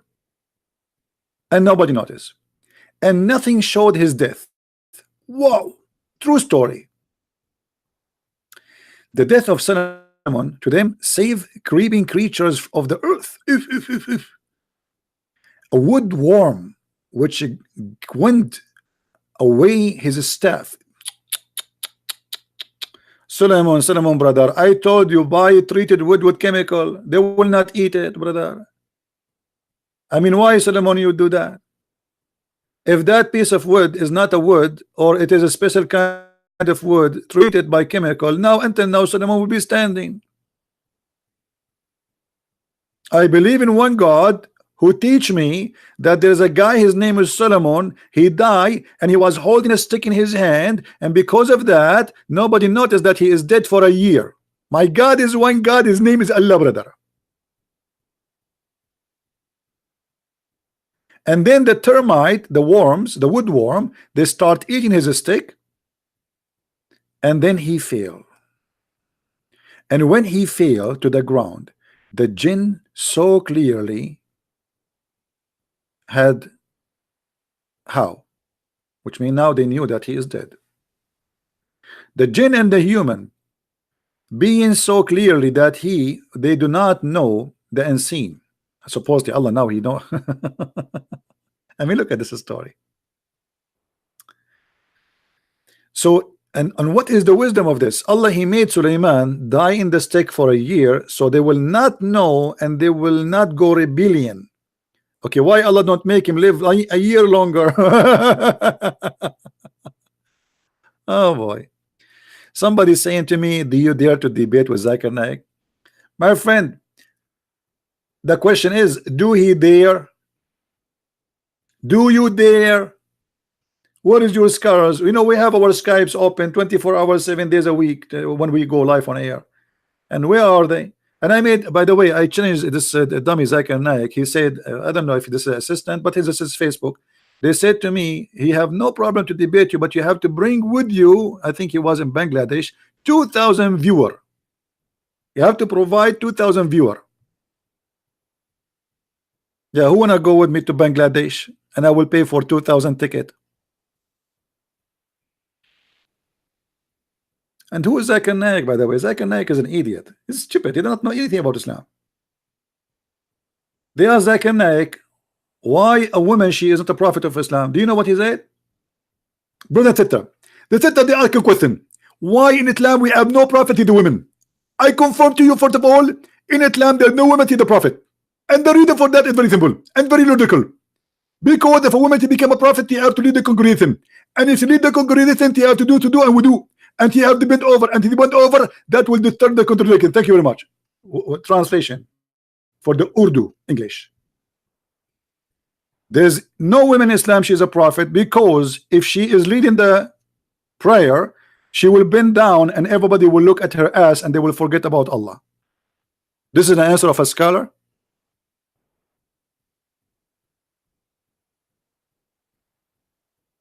They asked Zakir about the word hur. A woman, she asked him, why in Islam the woman, she will not have 70 virgin as Muhammad promised the men?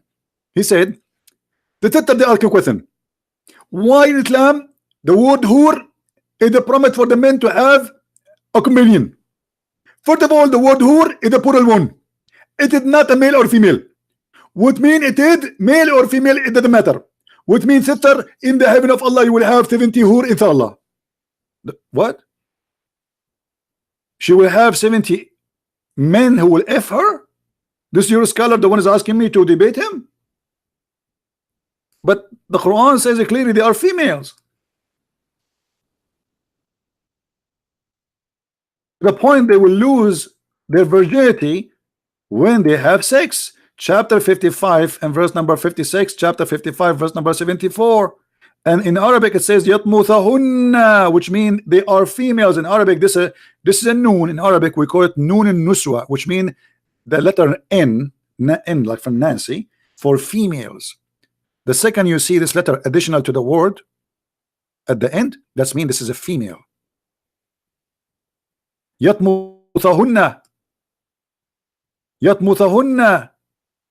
And you idiot, it says their husbands. How they are men and they have husbands? I mean, this is the scholar you are telling me that he is a guy who can debate me?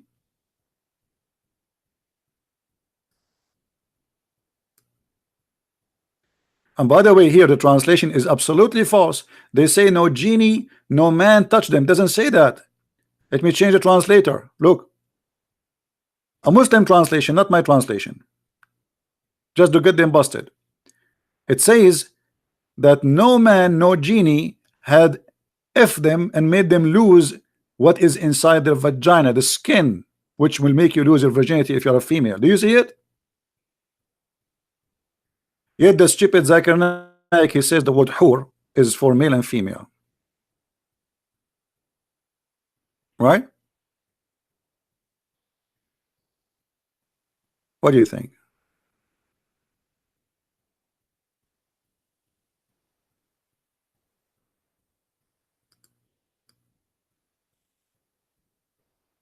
Any Abdul?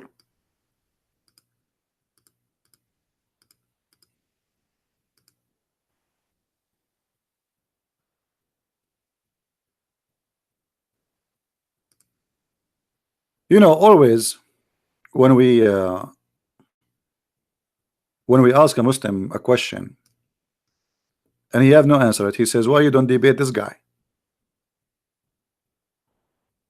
Bring him. I mean, why you are asking me to debate him? Bring him. Surprise, surprise. I am open to debate anyone. You know, I was receiving calls even from those who they are, kids. I never say no to anyone. Doesn't matter who you are.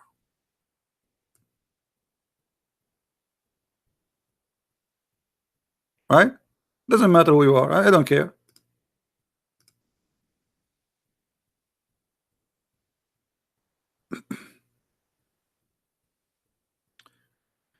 Uh, somebody saying to me that in the Bible, in the book of Judges, uh, uh, Samson, he cut a 300 fox. Is it impossible to capture 300 fox?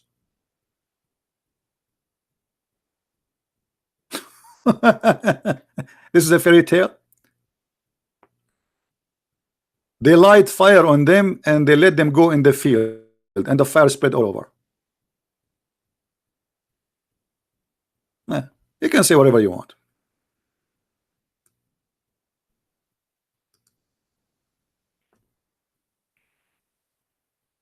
Capturing 300 fox is a fairy tale. Why?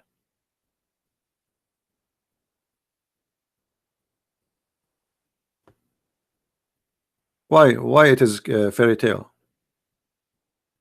Are you saying in the time of Solomon there was only two foxes, you and the other one, and you and your dad? Is that what you mean? And that in the time of Samson, there's only two foxes, you and your dad. So what the problem with 300 foxes?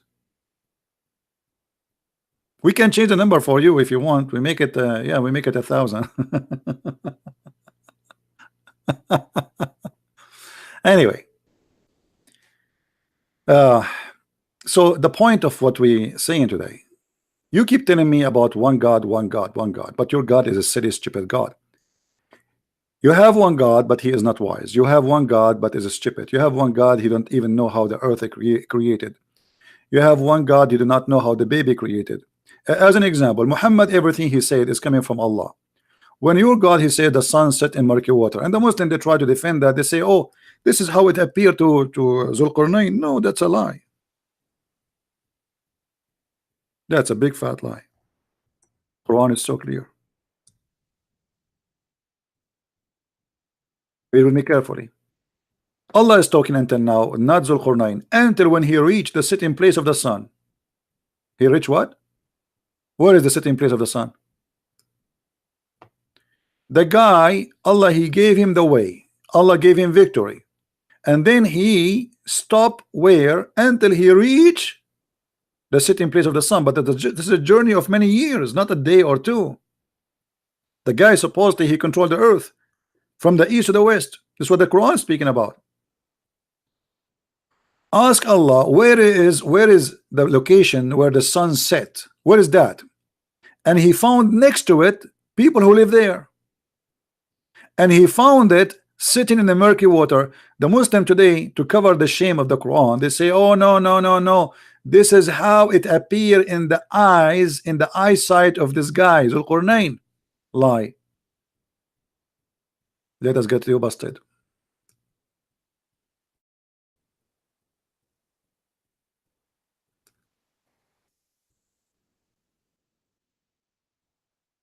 This is your prophet explaining the verse.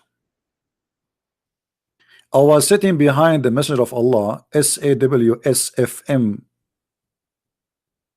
whatever does that mean, radio, who was riding a donkey while the sun was setting.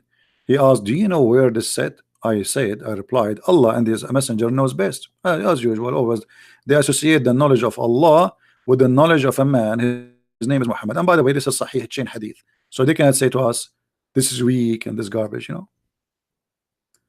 I replied, Allah and his apostle knows best. He said, who? He who? Muhammad. It's set in a spring of warm water.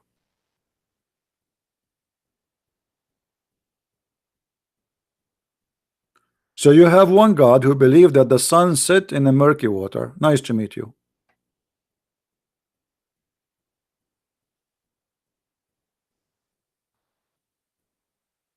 I'm not going to keep the video longer. No, I'm not going to stay longer, really. I have things to do. But this is enough to cover the topic and to show that the debate is not really about the Trinity. The debate is about your God is exist or not. Trinity is just how we as a Christian believe that God nature is. God, he taught us about himself. Still we believe in one God. But that will not be a problem. Let us say somebody believe in 1,000 God and they are exist. Then he is right, I'm wrong. If they are exist, they exist. So having one God or two God or three God, it will not make any difference. The question is your God is exist?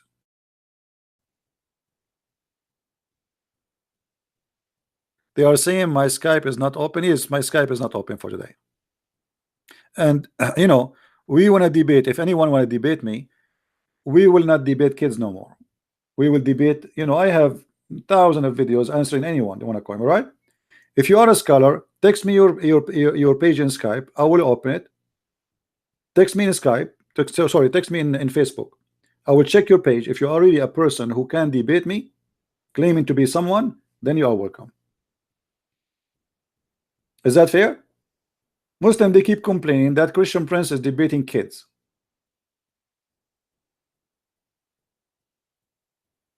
Who of you here is a person, he is a scholar? He have the courage to debate me.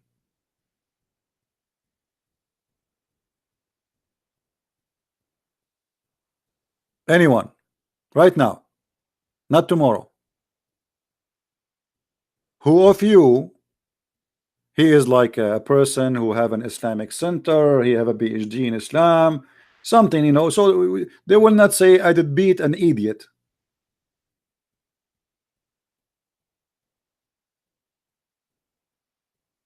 Right? Yeah, we want to verify the person who is, you know, when the guy he said to me, I want to have my sheikh to call you. You remember what happened to the sheikh? Go and watch it. He was scattered, and until now they cannot glue him together. What happened to the head of the Islamic Shia in USA, Hisham al-Husseini? Until now, no glue can put him together. What happened to Dr. Nabil Bayekli and Imam Malik Sar? Go and watch the debate and laugh. What happened to Dr. Rohi? So we don't, you know, I'm not debating kids. Like you say to me, okay, guy, he's a 40 years old, he's a kid for you. I don't know what that kid mean, but you are claiming that because he don't have a knowledge. So as if you are the one who have a knowledge. Bring your scholar. We offer even those kids who go in the speaker corner like Mimi Hijab, he run away. Correct, guys? Did I challenge him many times? He run away. The guy, his name Wael Ibrahim, all of them, they want to debate David Wood, but nobody want to get close to me. Brother Samshi, all of them, they want to debate David Wood. The second, Shabir Ali, we set up a debate with him in ABN TV. After he learned that the one he will debate him is a Christian Prince, he took a hike.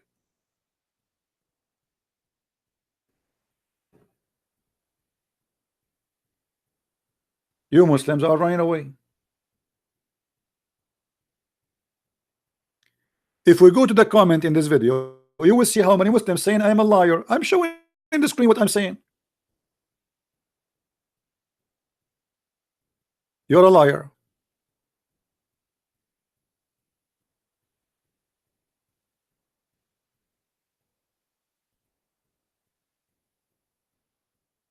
I am a liar, or your prophet is a liar.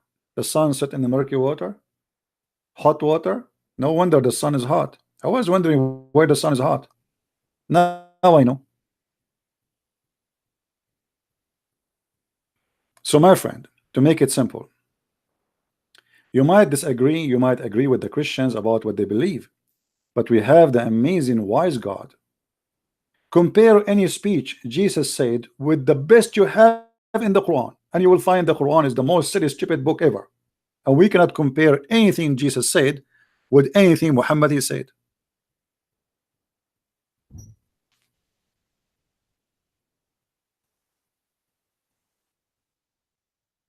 And we compare? We cannot. Choose anything, the best you have.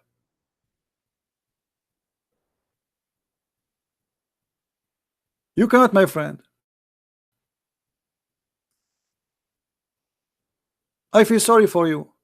You are believing in a funny, very funny, weird God. It's a joke. It's an insult to mankind to believe in such a God. So you want to replace the wise God, the Messiah, with the funny God who tell us most funny, stupid stories ever.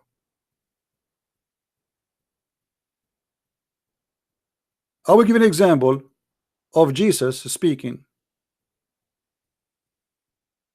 Shall we? Can you tell me if Jesus speak as God or he speak as a man?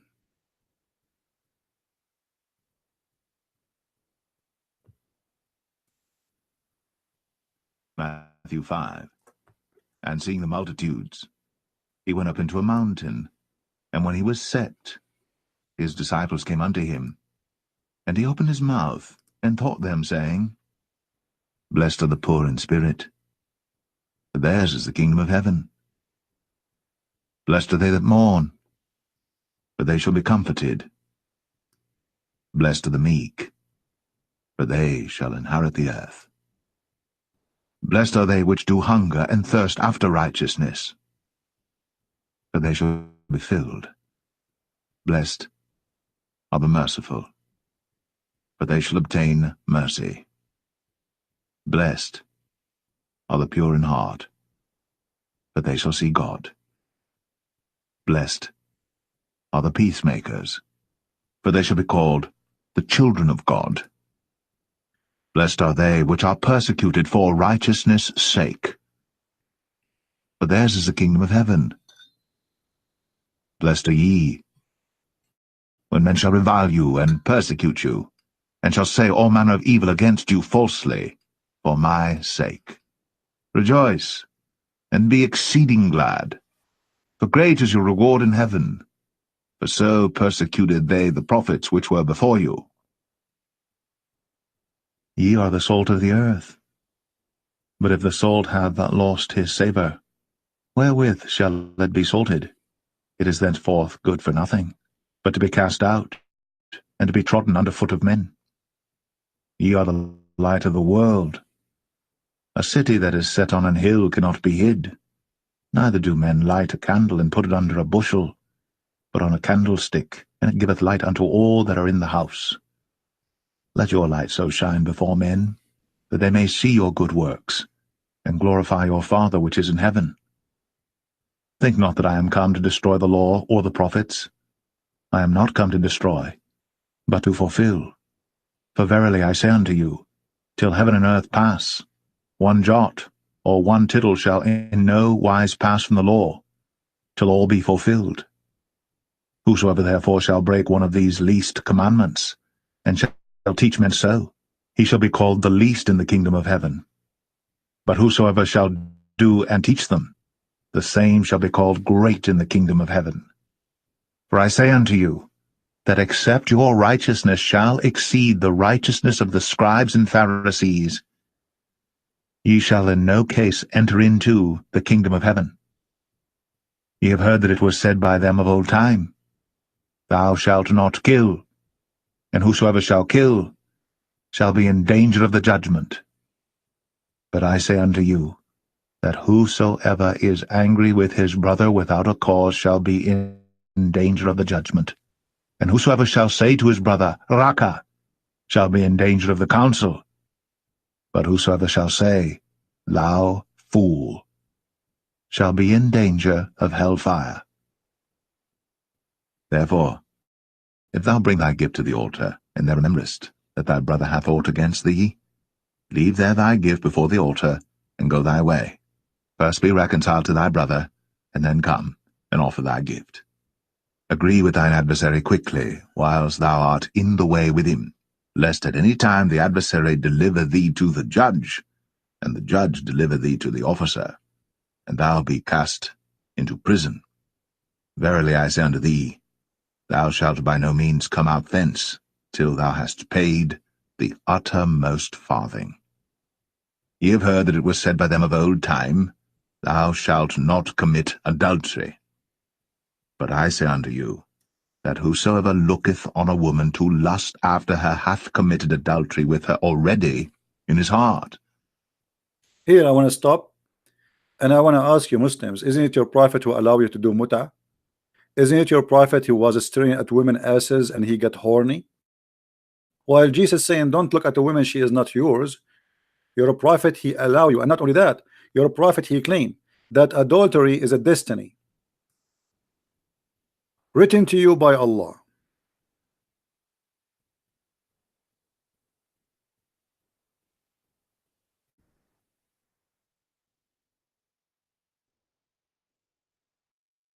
Written to you by Allah.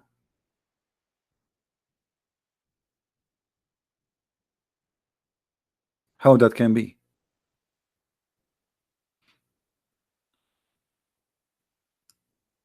The Prophet BBBUHFMGG said, Allah has written the very partition of zina. Zina mean adultery, which man will indulge. If you do adultery, it is not your choice, it's Allah. If you get horny because you saw a woman, she is walking in front of you, that's because Allah, he made that happen to you. So what Muhammad is saying, you are going to commit adultery as Allah decide for you, not what you decide. Do you see it? Am I saying something not there? I'm giving false translation. This is your translation. This is your translation. This is your hadith. This is your website, and it is sahih.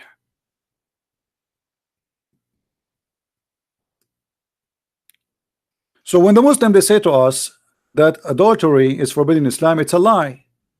Adultery is a fate of Allah. Allah, he like you to do adultery. He decide for you before he created you how much adultery you would do. Do you see it? Allah fixed the very partition of adultery which man will do, and you cannot escape from it. Do you see it?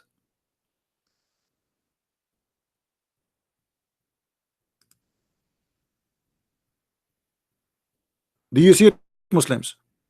So why you stone a person for adultery, you coward? If you believe that this is the destiny, stone Allah. Is that correct, guys? If Allah, he is the one who made me an adulterer, then why you want to stone me? Stone Allah. And if I cannot escape from it, which means why I am going to be punished.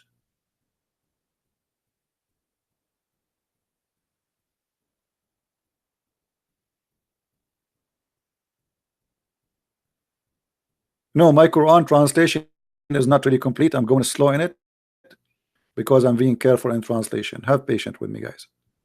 So do you see, guys? Why you punish a woman for adultery then? Why you punish a man for adultery? This is a crazy cult. If I cannot escape from what Allah wrote for me about how much adultery I will do, you punish me for what you decide for me before you created me.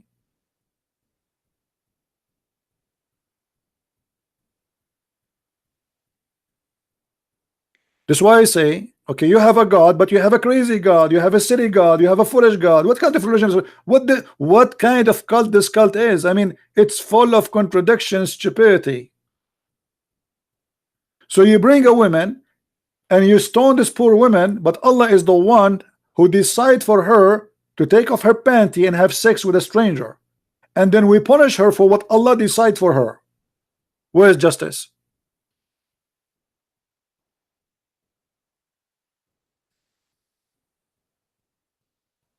Where is justice? No justice. This is a cult, and the cult is based on nothing. And here you notice, by the way, Muhammad in the Quran, he says that Allah, he gave him a privilege. All of it is about sex and money. All the privilege of Muhammad is about sex and money. The best of the booty, the fifth of the booty. Any woman she want to give herself to the Prophet. Every Muslim can marry only 4 except Muhammad, unlimited number. I mean, all the privilege. And not only that, Muhammad made verses in the chapter of Al-Ahzab saying any woman she can give herself to the Prophet so he can if her. All cult leaders, they share one thing. They are after money and women who follow and believe in them. All of them.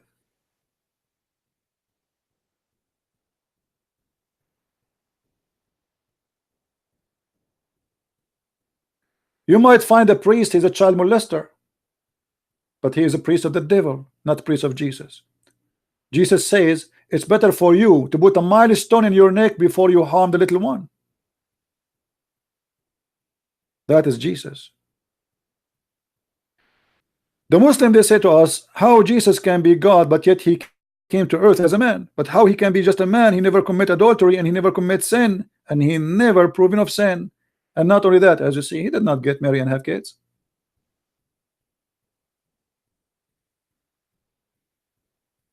While your prophet was busy making chapters about his penis, Jesus was busy guiding us to his kingdom.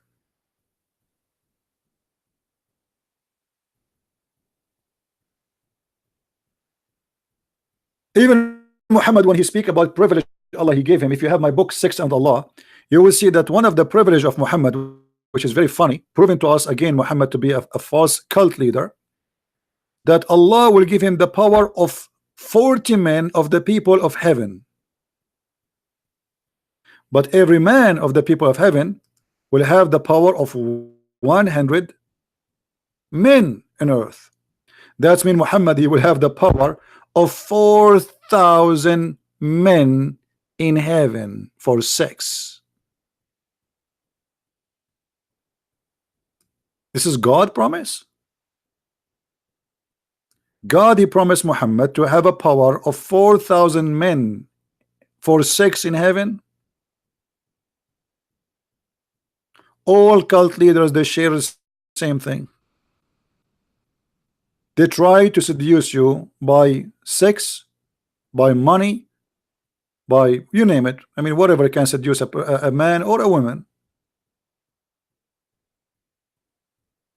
Endless penis, 70 years orgasm, power of 40,000 men in heaven.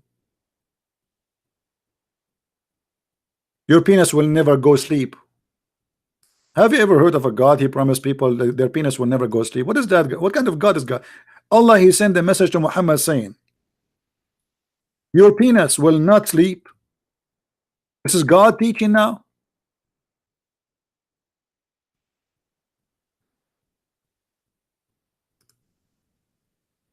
If this is God teaching, so what is porn station is? It's like a commercial for a Viagra.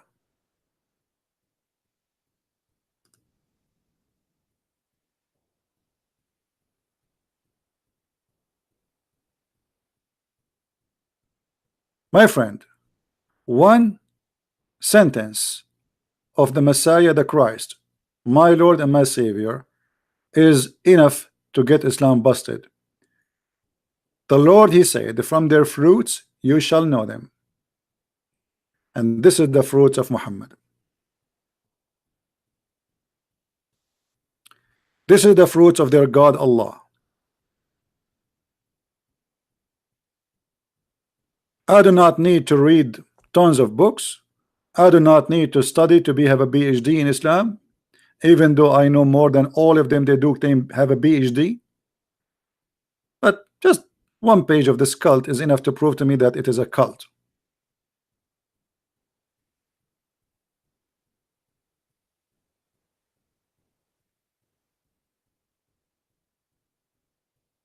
The Messiah, he said, not everyone says to me, Lord, Lord, will enter the kingdom of my Father, but the one who do his will. And the heaven of our Father is not where penises are going crazy. The heaven of our holy God is holy.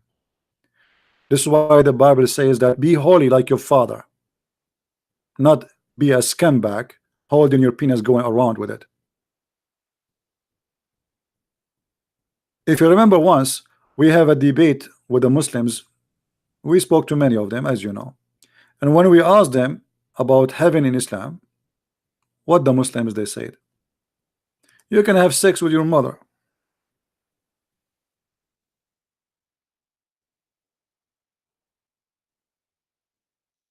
I don't know how many of you downloaded those videos because they are priceless. Explain to you really what this cult is about.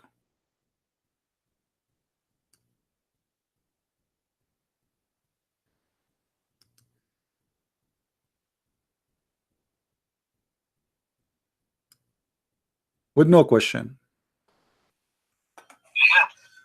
Can you hear me? Yes, mute YouTube, please. Sorry? Mute YouTube so we don't have double voice. What do you want to say to us, Yes. Mr. Ras? Why you are upset? You said Why are you slandering the you said this Nothing guy is a fraud. Sin in heaven. Huh? Nothing is sin in heaven. Thank you very much. That's what I'm saying. In the heaven, you can have sex with the goat. It's fine for you, right? Nothing sin. There's no sin. You can have sex with your mother. Okay. Yes. Well, okay. So you are proud about having sex with your mother. You and your father, you will have sex with the same woman, which is your mother. Anything is fun. Everything comes from God in heaven. No problem. So in the heaven of Allah, you will have a threesome. You and your father and your mother in the bed. Okay. And you don't see that there's something wrong with that. And look how he say, okay. I mean, well, so what the problem? I look like he's in the conversation here, the Muslim speaking to me as if I am the idiot. Like, why you don't understand? Why you don't understand, Christian Prince? What's the problem? I say to him, so in heaven you will have sex with your mother. So yes. He say yes. What you don't understand? In heaven of Allah, there's no sin. Right? Nothing sin. There's no sin. You can have sex with your mother. Okay. Yes. Well, okay. So you are proud about having sex with your mother. You and your father, you will have sex with the same woman, which is your mother. Anything is fun. Everything comes from God in heaven. No problem. So in the heaven of Allah, you will have a threesome. You and your father and your mother in the bed. Okay. And you don't see that there's something wrong with that. What do you not understand about nothing is sin? Well, I'm just trying to understand, my friend. You see, I'm not smart like you. We think it's sin due to our social structure. If Zakir Naik, I'm not trying to insult, by the way. I'm not trying to insult. Don't take me wrong, please. You know, I don't know you. Okay, no, I'm not trying to insult. If Zakir Naik, he want to have sex with your sister, and you like your sister, so are you willing, you and Zakir Naik, to share your sister together? In this case, Zakir Naik in heaven, he would have a situation in which he could. He could. So you and your sister and your Zakir Naik in one bed. But it wouldn't be my sister. Why not? In heaven, think of it as anything can happen. Well, anything can happen. So your sister, it's possible that you and Zakir Naik having sex with your sister at the same time. That's amazing. I mean, what I can say. This is beautiful, my friend. I'm really in touch. I'm thinking now to convert to Islam. And can you tell me what is the wisdom behind this? Why your sister and Zakir Naik and you in the bed, and you don't see that there's something wrong with that? Why you think there's nothing wrong with that? Look, okay, due to our social structure and morals, yes, it's wrong. But when you get to heaven, anything can happen. Anything can happen. Yes. What if somebody want to have sex with the Prophet Muhammad, peace upon him? If it's in heaven, yes. So the Prophet, he will take off his panty, he will bend over, and we will see somebody doing him from his behind. In my heaven, yes. Okay, that's wonderful. And did you hear it? Did you hear it? Even their prophet will be effed. In my heaven, yes. What the problem? Now please download those videos, spread them around, because those expose a lot of Islam. This is the link if you like to download and share around. You see, if I say those things from my own, you will not believe it. Those are Muslims, and they are quoting me, and they are upset, and they are defending their religion, and they claim that they are people of knowledge.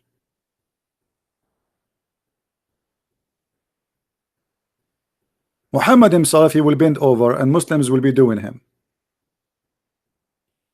If this is not enough to prove to you that Islam is cult, I don't know what can prove it to you then. Right? I mean, I leave that to you. From their fruits you shall know them. There is no sin in heaven of Allah. No sin. Well, I agree there's no sin, but you are doing sin there.